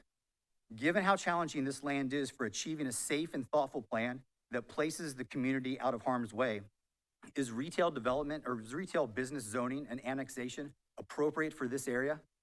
I would say again, the answer is a resounding no. Thank you for your time and attention. I appreciate the opportunity to speak with you tonight. Excuse me, I have a couple questions. Sure. Are you opposing being part of the city? Yes, So you don't want to be part of the city? that is correct. And you want the traffic hazard to continue that you have now? What traffic? Because you're hazard? not going to be part of the city, it's not our problem. What traffic hazard are you Well, referring you to? pointed out that there's been some traffic issues out there now, and you're not part of the city now. That's So correct. I assume that you are okay if that traffic hazard continues. We don't want it to get worse. If we were putting in residential, would you be opposed to being part of the city? We're opposed with that plot of land right back there? Yes, So you don't want anything to do with the city? correct. Okay. Individuals, just like my mom was born and raised here in Springfield. Well, grew up in no, the city, I chose just that. want to make sure. People, You're individuals. not opposing the use, you're opposing annexation. You don't want to be any part of the city Absolutely, of Springfield. that is correct. Yes, sir. That's what I understand Yes, sir. now. Thank you. Yeah, individuals choose to build, to buy, to move out of the county for those reasons. So yes, sir. Thank you. I appreciate the energy and the thought that you put into study. One thing that you did say that I brought up earlier, why I even brought my concerns about the development on Bechtel is I do believe that we need to take thoughtful consideration on how the continuous development of our community happens. And I think we've seen development all over our community at times where it's almost like we just took whatever we could get. And Springfield is in a place where we are having developers come in who want to enhance our community, have safer opportunities, and just have nicer experience for our community. It's being developed. Springfield is becoming a place of development. This is slightly new for us at this time. But what I'm saying is we need to be thoughtful and considering what you're saying. I agree with. We need to keep looking at opportunities. I'm not saying that, I won't speak the annexation, but the spirit behind what you're doing right now, I agree with. We need to continue to look at these and what are the best opportunities for our entire community, Springfield, Springfield Township, Clark County, and the other surrounding townships. Okay? Thank you. Thank you. And I do want to say thank you for being very well prepared. You were very thoughtful, spoke to it. I appreciate that very much. I wasn't clear on what you wanted. I'm now clear. Thank you. Okay.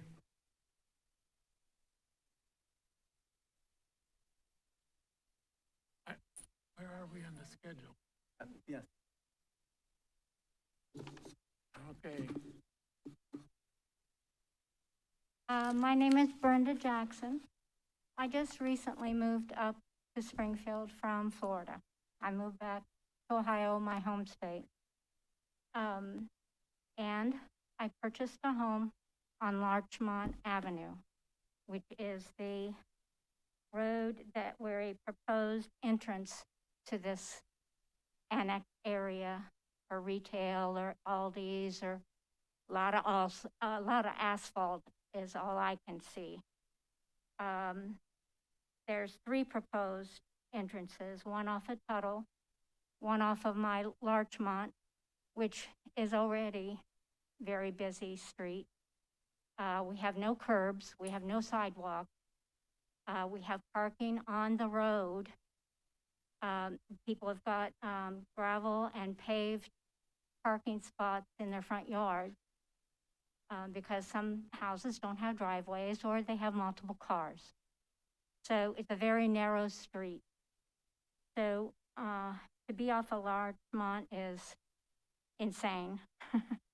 And children, we have a very large area of children, school buses, and my house is the very first house on that is backed up to that field. My backyard is right on that field, and that's one of the reasons I bought this home, was it's out in the country. We're east of the city, and we're east of a whole road on 40 full of fast food. And as Scott mentioned already, 3 retail, grocery stores. And, we're saturated. You can't drive down 40, there's constant accidents at Burnett and 40. The traffic is just outrageous on 40. And, it's just, and another thing is, going back to it, that field is so beautiful and it's green.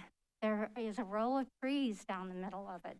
Trees that give us oxygen, not asphalt, that gives us heat and more cars into that area that give us carbon monoxide. The annexation, I don't know what it's going to do to my taxes.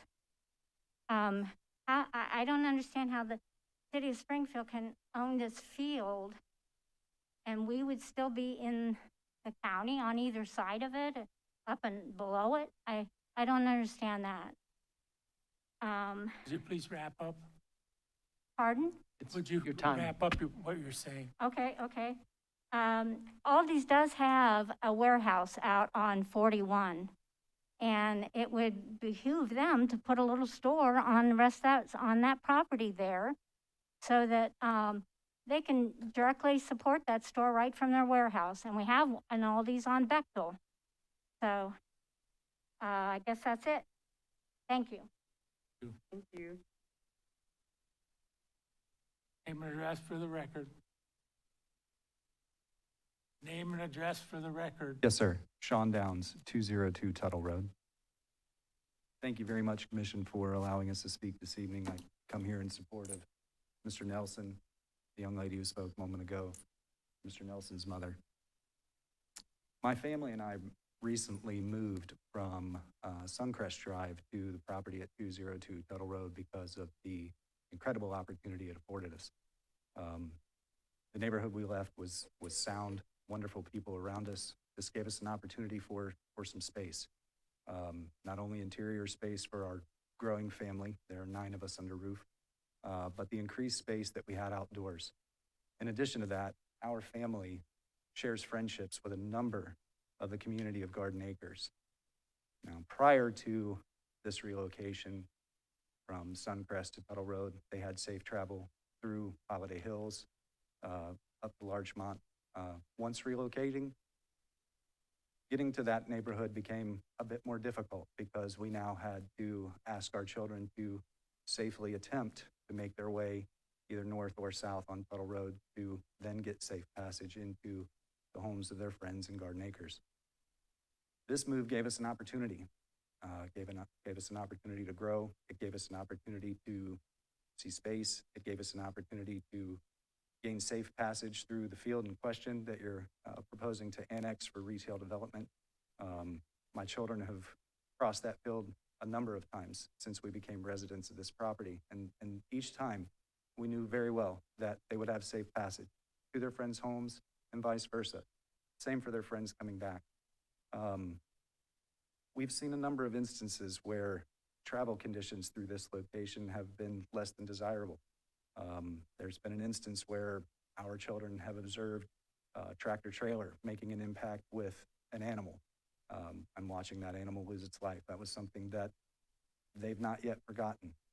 With this proposed annexation and the development that you see come with it, we can only assume that there's going to be an increasing degree of potentially unsafe travel with large motor vehicles through this space, especially if you consider that Please wrap up. one of the points of thoroughfare would be less than 100 feet from our driveway and directly across the street from a new resident that also has young children. So I stand here this evening adversely proposed to what you're suggesting as development for our community. To me, it seems like a step backwards. Thank you. Anyone else? Yes.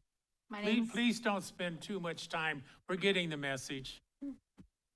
My name's Linda Brown, and I live at 220 Tuttle Road.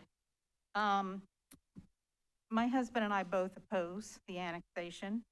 And according to the drawings and the drawing here, the proposed entrance, not on the curve on Tuttle Road, but the one further down, would be right next to our home, which 2 years ago, Ohio Edison came in and put in high-tension power lines right down the middle of that lot. They came to us and said that they wanted to take part of our land. There was a lot of talking and negotiating, but they did put the high-tension lines down through the middle of that field. That is in the middle of the residential area.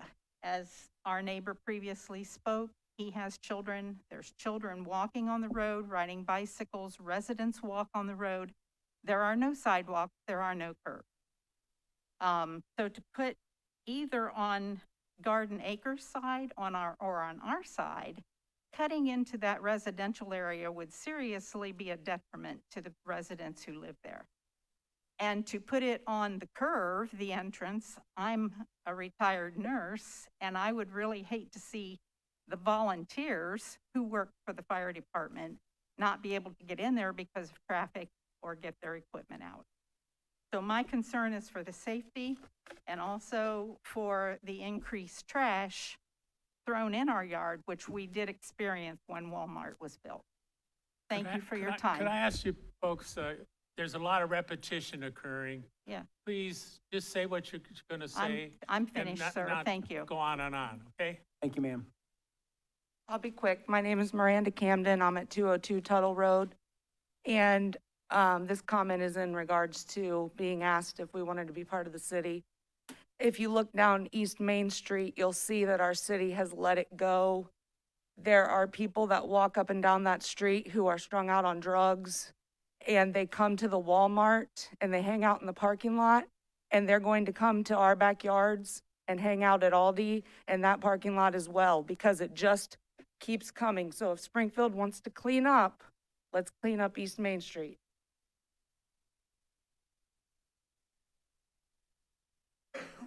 Okay?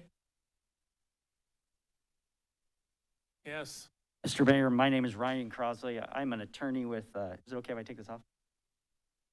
Can you hear me? Yep. Okay. I'm an attorney with Cooperman Mental Ferguson Yaros. I'm here tonight on behalf of the applicant for this application. On behalf of Craig Crosley and Crosstown Properties. Craig is my father, been a resident of Springfield for nearly 40 years, completed the construction and development of Prospect Village and Derby Glen Village, two very high quality housing projects here in town. I grew up in Springfield.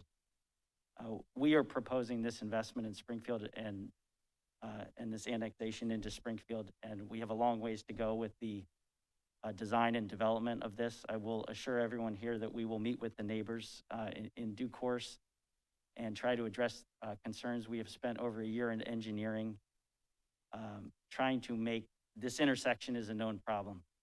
And we are proposing to make a private investment in this city to improve that intersection, and at the same time, take this 30 acres of land, which is currently not usable, and make it developable and productive for the city. And Aldi Grocery Store has, as was mentioned, a warehouse in town that's been here since 1994. They employ over 200 people. They have 500,000 square feet, and they have another store in town. They are a high quality company and will make a significant investment in this property as well. They will build a very high quality building and a nice operation. So we're not here tonight to talk about the zoning or the development or all the technical challenges that we will hope to resolve. We have a great team of engineers. We have a traffic study that will be updated. We have redesigned and redesigned and redesigned this intersection, and happy to share at the appropriate time what we would propose to do with the intersection to make it safer, to increase stacking room and radius. But happy to answer any questions. But tonight we're hopeful Next week. the annexation will proceed. Thank you. I think I have one last comment. You know, when communities grow, these things begin to happen. And it's our job to make sure that we continue to partner with the rest of the government members of our community and the people that are going to develop. But growth is happening. These things are going to happen. I mean, it's like, we can't just shut the doors and say, we cannot develop anywhere. We're expanding. I agree with East Main Street. We do need to clean it up. We're doing the best we can. I agree with making sure people have opportunities. We don't want people roaming and being, being a concern to residents. Okay, I mean, like, I'm a resident, I've got 5 kids, I am a city resident, but I'm saying, I share your concerns. But we want to do this right, but we just can't say, no, we're not going to develop any more Springfield. We won't do that. We just got to do it right. And so I just want to make that open comment, that we want to do it right, and I think we're listening to your concerns.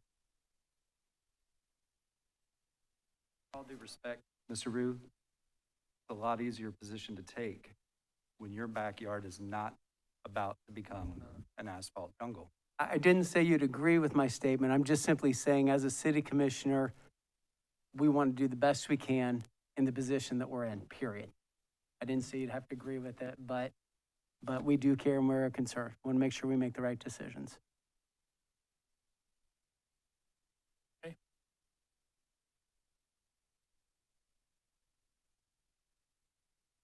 for second reading? Yes. Let's proceed with second readings. Vacating the first alley north of Selma Road from Cypress Street southeast to the first intersecting alley being approximately 150 feet. So moved. Adopt. Second. Been moved and seconded. Clerk will call the roll. Well, Well, I was wondering if we could have, I know the parties were going to talk about resolving any outstanding issues with this, with the help of the city staff, and I just wondered, Steve or whomever, have those discussions been held, and if so, has the issue been resolved?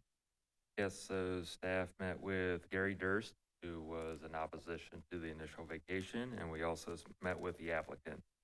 So part of the issue was potentially putting a fence down the middle of the alley if it were to be vacated. After discussing with both parties, the applicant agreed that she would not put a fence down the alley. It would be closer to her house to give Mr. Durst access to the rear of his property from Cypress. So we have a written agreement. We weren't able to connect with the applicant before tonight to get anything signed, but we do have a verbal agreement with both Mr. Durst and the applicant to vacate the alley, provided the fence would not be placed down the middle of the alley. Do we need to amend this motion in any way to reflect that agreement? No. Okay. So it can be passed as is, and you guys have worked this all out? Correct. The motion is simply to vacate the alley. I understand, Steve, the applicant is here. Renee Hayes. So have you guys come to an agreement on this? I'm not sure that we actually came to an agreement. I know that, I'd spoken to Steve and I was never going to put a fence down the middle, and I'm not trying to stop anyone's access per se. I really just wanted something back there to kind of stop the through traffic, to just stop, the trash and the traffic going through. I think it will help with some of the problems that go on over there. So I was just going to stick around afterwards, talk to Gary, see if we could put some poles up or what he wants to do specifically. So My question would be, are you okay with vacating the alley north of Selma Road from Cypress Street southeast to the first intersection alley being approximately 150 feet? And Gary?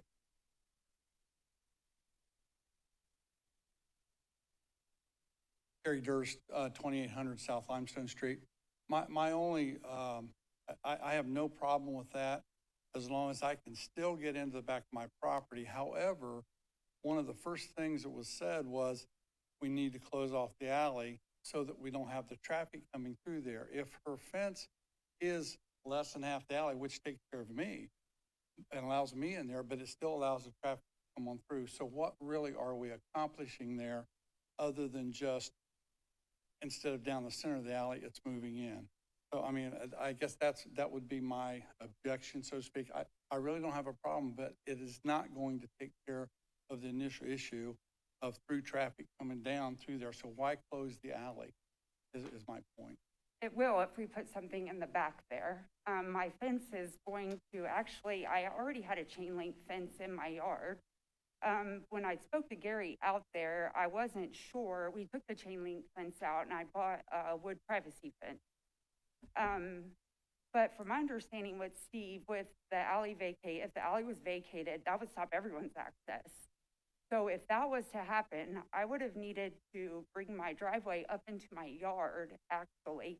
And at which point, I would have put the fence on the outside of the driveway, but at which point, it still would have replaced my existing fence pretty much, give or take a few inches. So, yeah. I think, just to clarify, I think the understanding from the applicant, and I think even the agreement Steve read, was that there won't be a fence down the middle of the alley, but at the end of the 150 feet, there would be something that blocked that through traffic. Now, you would still be able to enter the alley to get to the back of your property, but I think the applicant wants to be able to put something at the end that From my blocks that through standpoint, traffic. I'm sorry to interrupt, but from my standpoint, as long as I can get in from Cypress to the back of my property is fine. And my only thing is that when it goes past my property, then if we're going to close it off to where the through traffic stops, then it'll have to go over to the center or even over to the other property line all the way over, which is another individual that owns Yes, that. understood. But as long as that happens, I'm fine with that because it gives me what what I need to do. So, and I'm presuming that's a letter of some sort that we'll have for that. Yes. Okay. All right, thank you. Correct. I don't want to stop anyone's access. Thank you both for working to find a resolution of this. Thank you both. Thank you. Thank you. Okay. Everybody know where we are? We need to call a roll. I think we're ready for a vote. We're ready for a vote. We're ready to vote. Okay. Mrs. Chilton? Yes. Dr. Estra? Yes. Mr. O'Neill? Yes. Mr. Rue? Yes. Mr. Copeland? Yes. Renaming a portion of West Clark Street from Wittenberg Avenue to Plum Street to the dual naming of West Clark Street, Eulish Road Senior Way. Move to adopt. Second. Been moved and seconded. Questions or comments from the commission? From the audience? Clerk Wait, will- hold on. Nobody wants to speak. We are voting to, to rename the street. Well, I'm not a family member, but I might as well be. But we are appreciative of the commission and the city to agreeing to the renaming of Clark Street to Eulish Roads Senior, and it's much appreciated, something that we look forward to seeing as we've talked to the manager, a picture being posted on the sign there, as well as the name. And we thank you for all the effort that has been made to make this possible. So anybody else got anything to say? Come on, family members? Thank you. Yes. Hello, my name is Wanda Rhodes Singletary. I am the 9th child of Eulish Rhodes. He has 11 children. God has taken wings for several of them. Actually, one of them is Eulish Jr., who also lived on Clark Street. Y'all just don't know my heart. It's truly overwhelmed. It was overwhelmed from the last meeting we had, and y'all just don't know. My dad is just smiling down on Springfield right now, knowing that his overall stay here in Springfield has not been in vain. He has came from picking in the cotton field to now going to have a street named Eulish Senior Way.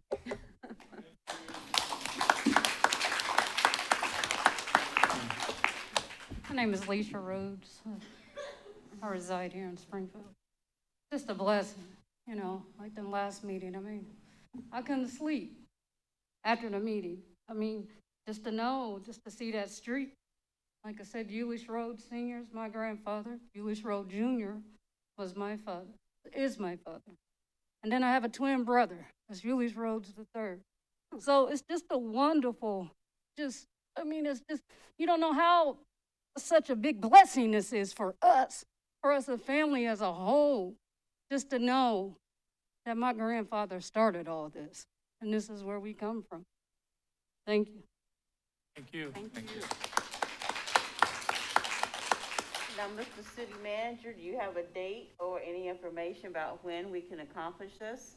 I don't have a specific date, Commissioner. I do know that I received a picture, and so our staff is starting to work to see what our machine can do as far as printing that and placing that on a sign plate.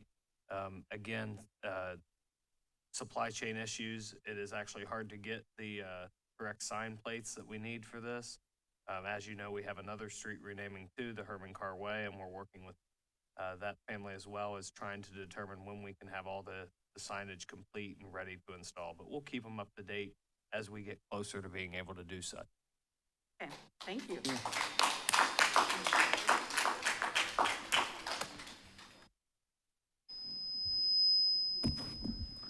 Thank you all for coming. So where are we? We got a Okay. vote. Call the vote. I'll call the roll. Call the vote. Mr. O'Neill, Yes. Mr. Rue, Yes. Dr. Estrom, Yes. Mrs. Chilton, Yes. Mr. Copeland. Yes. All right. Authorizing the city manager to enter into amendment number 2 to the consulting agreement with Urban Fast Forward Limited for the Springfield Engaged Neighborhood Planning Process Development Phase 2 to extend the completion date to April 1, 2022. Move to So adopt. moved. Second. Been moved and seconded. Clerk will call the roll. Any comments? Comment? Any comments from the audience? I would like information from Stephen or Shannon on exactly what's going to happen here and where are they with the Urban Fast Forward Consulting. Sure, so with this contract extension, we're extending the completion date from October to April 1, 2022. As with a lot of other things in our day-to-day business, COVID has affected what we're trying to get accomplished. So we thought it was better to extend that contract to make sure we get the final report we want with all the input we want. So are there community meetings going on? Yes, so Saturday, October 9th, from 10 to noon at Covenant United Methodist Church at 529 West Johnny Lytle. There will be a presentation as part of workshop number 3. And what this presentation will show, Urban Fast Forward will present their final renderings and ideas for phase 2 of the engaged neighborhood. So it will be kind of a wrap-up session about all the feedback we've received. There will still be time to give feedback and comments to do some final tweaking, but in large part, the report is finished along with all the recommendations. And at that workshop, we'll talk about next steps and actual implementation. So again, that'll be Saturday, October 9th, from 10 to 12:30. We'll hope to wrap up a little before that, just so people can enjoy the beautiful weather. But I encourage everyone to show up and take a look at all the hard work Urban Fast Forward has done. Thank you.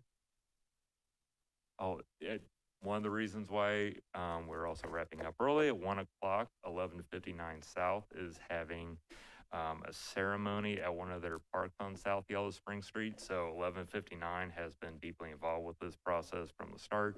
So we don't want to interfere with what they're trying to do at the same time. We hope people can attend both events. This is on October the 9th. Yes, Saturday, October 9th. Thank you.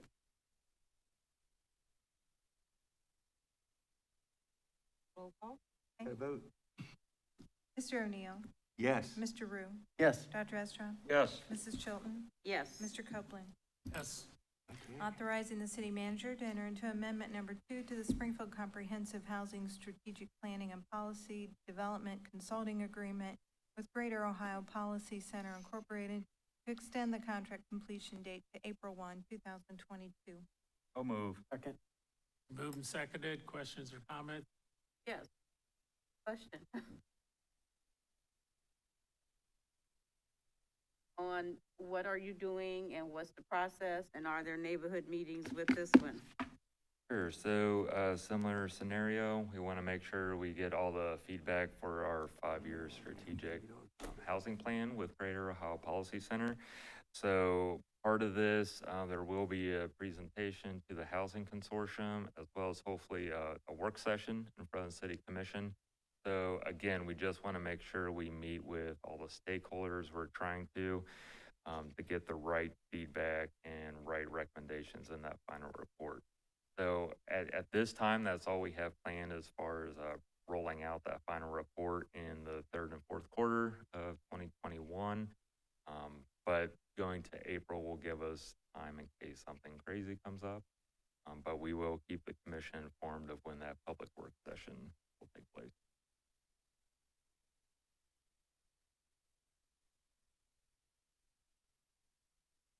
Indeed. Mrs. Chilton? Yes. Dr. Estrom? Yes. Mr. O'Neill? Yes. Mr. Rue? Yes. Mr. Copeland? Yes.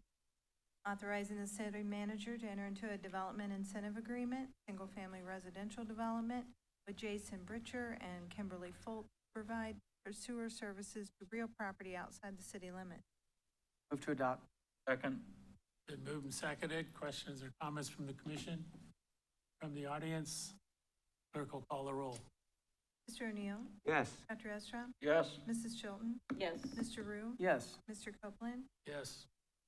Confirming and approving the execution of a grant agreement for the acceptance of an airport improvement program zero emission vehicle grant with the Federal Aviation Administration in an amount up to $46,519 for the purchase of one electric sedan vehicle at the Springfield Beckley Municipal Airport, and authorizing the city manager, law director, director of finance, and airport manager to do all things necessary for the acceptance of the grant and to comply with all relevant local, state, and federal legal requirements.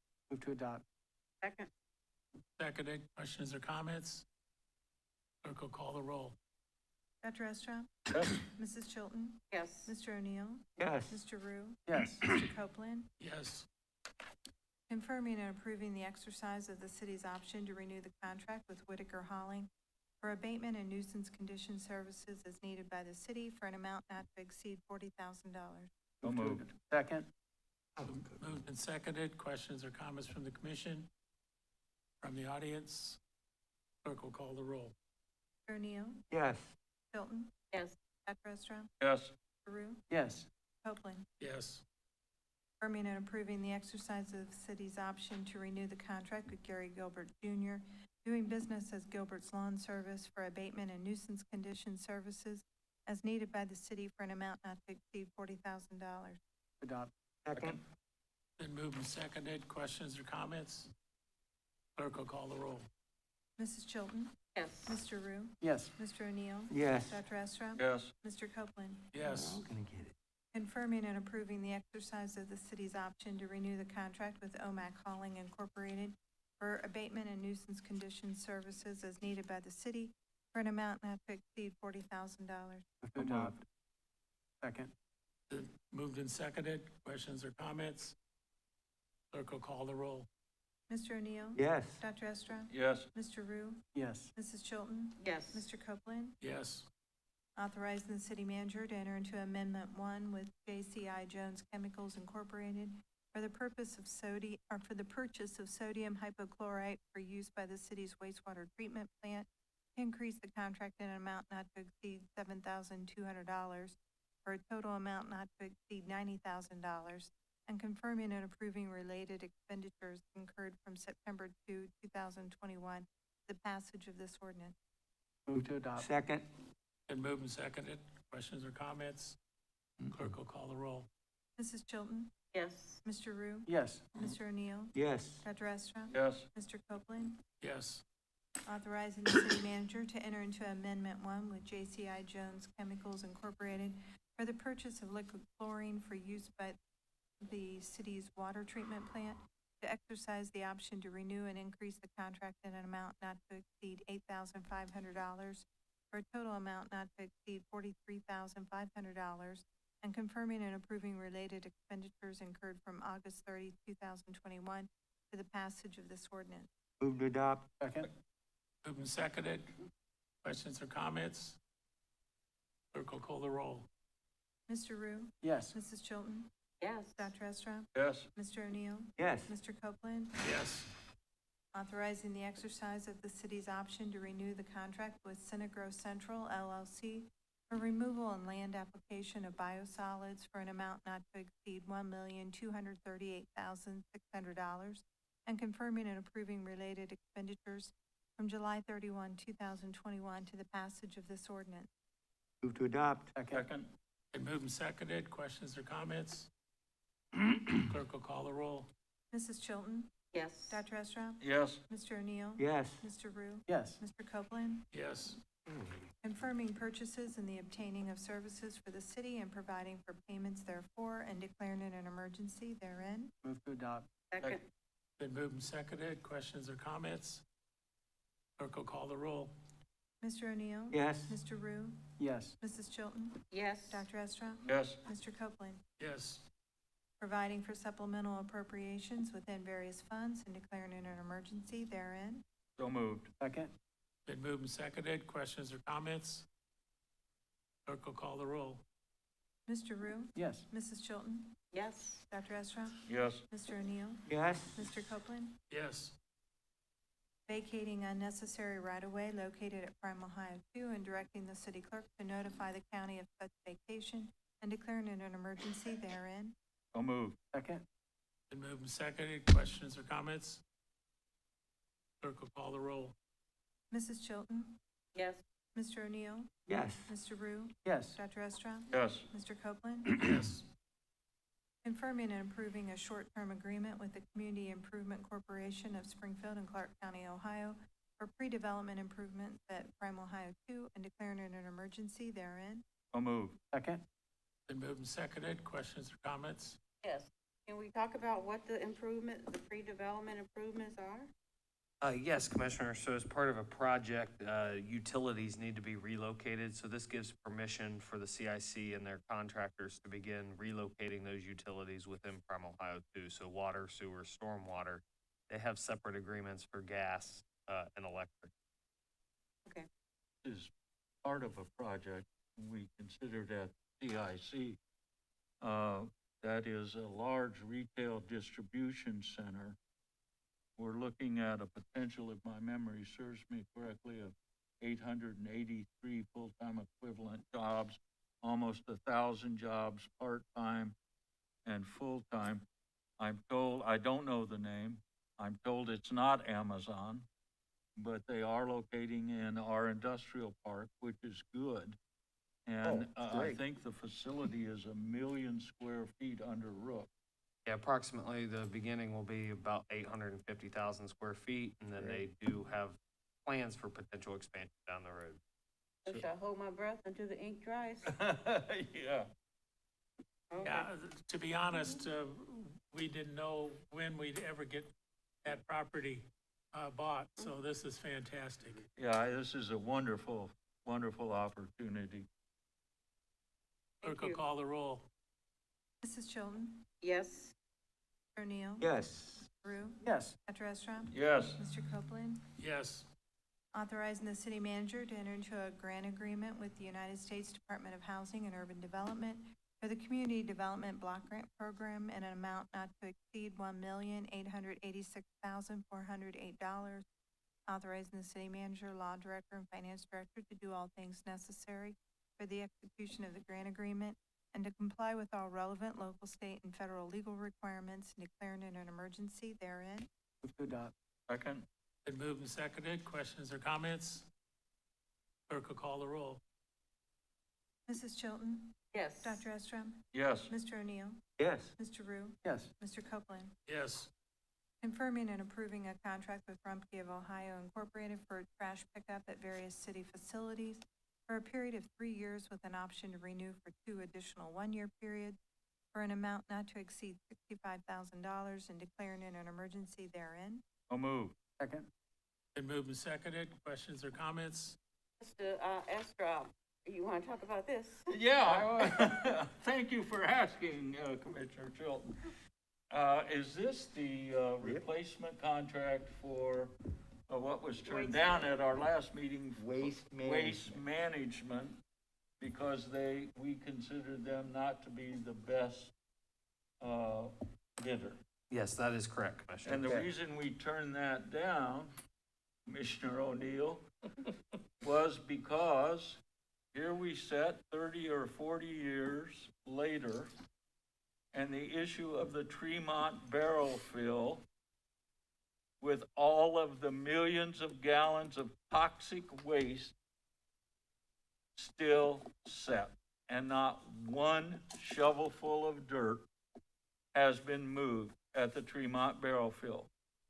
And Waste Management is responsible for 55% of the cost of addressing that problem. Now, if they're a good citizen, it seems to me they would be pressing the United States Department of Justice and the United States EPA, who both are doing apparently nothing to get this resolved. It would seem to me that they would be pressing, and with their size and with their money, my guess is if they wanted to see this thing move, it would move. But it hasn't moved. Our water that affects not only the city of Springfield, but Clark County and a good share of Southwest Ohio is still being threatened by the barrel fill. We were told 3 years ago by the US EPA, take the settlement or leave it. We felt at the time it didn't do what we wanted, but half a loaf was better than none. We haven't even gotten a half a loaf in 3 years. Nothing. We have no settlement. The barrel fill is still there, the toxic chemicals are still there, and our water supply continues to be threatened. And very frankly, from my perspective, and I think I speak for Commissioner O'Neill on this, enough is enough. We've had enough. No more talk, no more excuses. We want to see some action, and we want it now. Our water should be protected. My God, look at what's happening in the western part of this country. The critical nature of water is obvious. And we can't get the United States government to respond to our need? This is absurd. Thank you. I would also at last meeting, I encouraged the county to take the same position on anything that they did with waste management. Now I encourage every city resident that does business with waste management to consider where you spend your money. Because there's other opportunities that we could spend it. And I don't even think we've heard from them. Have we, Brian? Haven't heard from them, have we? No, we did receive some correspondence from the Division of Trash Hauling of Waste Management, and they, of course, are not the correct person to have a conversation with about the barrel fill, but they did say they would be happy to help connect us with those individuals. So I would encourage all Springfield residents to consider who they give their trash to and their money. There is no question in my mind that that barrel fill's got to be dealt with. Yep. Clerk will call the roll. Mrs. Chilton? Yes. Dr. Estra? Yes. Mr. O'Neill? Yes. Mr. Rue? Yes. Mr. Copeland? Yes. Authorizing an expenditure for an amount not to exceed $75,979.47 with Tyler Technologies Incorporated, formerly known as New World Systems Corporation, for the period of October 1st, 2021 through March 31st, 2022, to maintain computer software used by the city's public safety department and declaring an emergency therein. Who did that? Second? Been moved and seconded. Questions or comments from the audience? Clerk will call the roll. Dr. Estra? Yes. Mr. O'Neill? Yes. Mr. Rue? Yes. Mrs. Chilton? Yes. Mr. Copeland? Yes. Authorizing the city manager to apply for an Ohio body-worn camera grant through the Ohio Office of Criminal Justice Services in amount up to $383,194.12. Authorizing the city manager, director of finance, and law director to perform all acts and execute all documents considered necessary to fulfill the city's obligations under said grant application and to comply with all relevant local, state, and federal legal requirements and declaring an emergency therein. So moved. Second. Been moved and seconded. Questions or comments? Clerk will call the roll. Mr. Rue? Yes. Mrs. Chilton? Yes. Mr. O'Neill? Yes. Dr. Estra? Yes. Mr. Copeland? Yes. Confirming and approving agreement number 36890 with West Erie Realty Solutions Limited for the Yellow Spring Street reconstruction, PID number 109491, for an amount not to exceed $88,480 and declaring it an emergency therein. So moved. Second? Moved and seconded. Questions or comments from the commission? Clerk will call the roll. Mr. O'Neill? Yes. Mrs. Chilton? Yes. Mr. Rue? Yes. Dr. Estra? Yes. Mr. Copeland? Yes. Confirming and approving change order number 12 to the contract between the city and Moody's of Dayton Incorporated for the well pump cleaning and rehabilitation project to increase the contract in an amount not to exceed $35,437 for a total amount not to exceed $1,349,368, authorizing the city manager to execute said change order number 12 and declaring it an emergency therein. So moved. Second? Been moved and seconded. Questions or comments? Clerk will call the roll. Mr. Rue? Yes. Mr. O'Neill? Yes. Dr. Estra? Yes. Mrs. Chilton? Yes. Mr. Copeland? Yes. Accepting the amounts and rates allocated to the city of Springfield, Ohio as determined by the Budget Commission of Clark County, Ohio, authorizing the necessary tax levies, providing for the certification of this resolution and the tax levies to the county auditor of Clark County, Ohio, and declaring it an emergency therein. So moved. Second? It's been moved and second. Questions or comments? Clerk will call the roll. Mrs. Chilton? Yes. Mr. O'Neill? Yes. Mr. Rue? Yes. Dr. Estra? Yes. Mr. Copeland? Yes. The next 4 items were added to the agenda. Authorizing the city manager to terminate the Four Corners redevelopment agreement with Dillon LLC. Authorizing an expenditure to Dillon LLC in the amount of $27,000 for third-party expenditures related to the Four Corners redevelopment agreement and declaring it an emergency therein. To adopt. Second. Been moved and second. Questions or comments from the commission? Clerk will call the roll. Mr. O'Neill? Yes. Dr. Estra? Yes. Mrs. Chilton? Yes. Mr. Rue? Yes. Mr. Copeland? Yes. Confirming and approving change order number 4 to the contract between the city and Archon Builders for the White Box Retail Space Build-Out Project to increase the contract in an amount not to exceed $4,571.82 for a total amount not to exceed $410,978.96, authorizing the city manager to execute said change order number 4 and declaring it an emergency therein. So moved. Second? Been moved and seconded. Questions or comments from the commission? Clerk will call the roll. Mrs. Chilton? Yes. Dr. Estra? Yes. Mr. Rue? Yes. Mr. O'Neill? Yes. Mr. Copeland? Yes. Consenting to the appointment of Tyler Walters to the Board of Health of the Clark County Combined Health District and declaring an emergency therein. Move to adopt. Second. Been moved and seconded. Questions or comments? Clerk will call the roll. Mrs. Chilton? Yes. Mr. O'Neill? Yes. Mr. Rue? Yes. Dr. Estra? Yes. Mr. Copeland? Yes.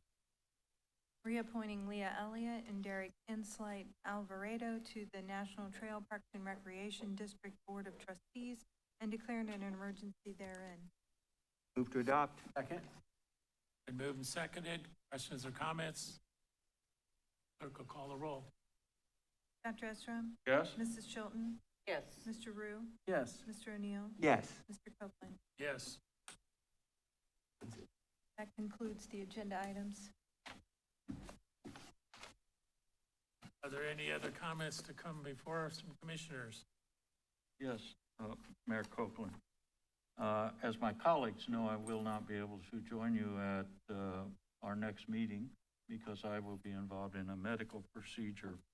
But I did want to comment on item 157-21 that was put on first reading tonight and will be up for consideration.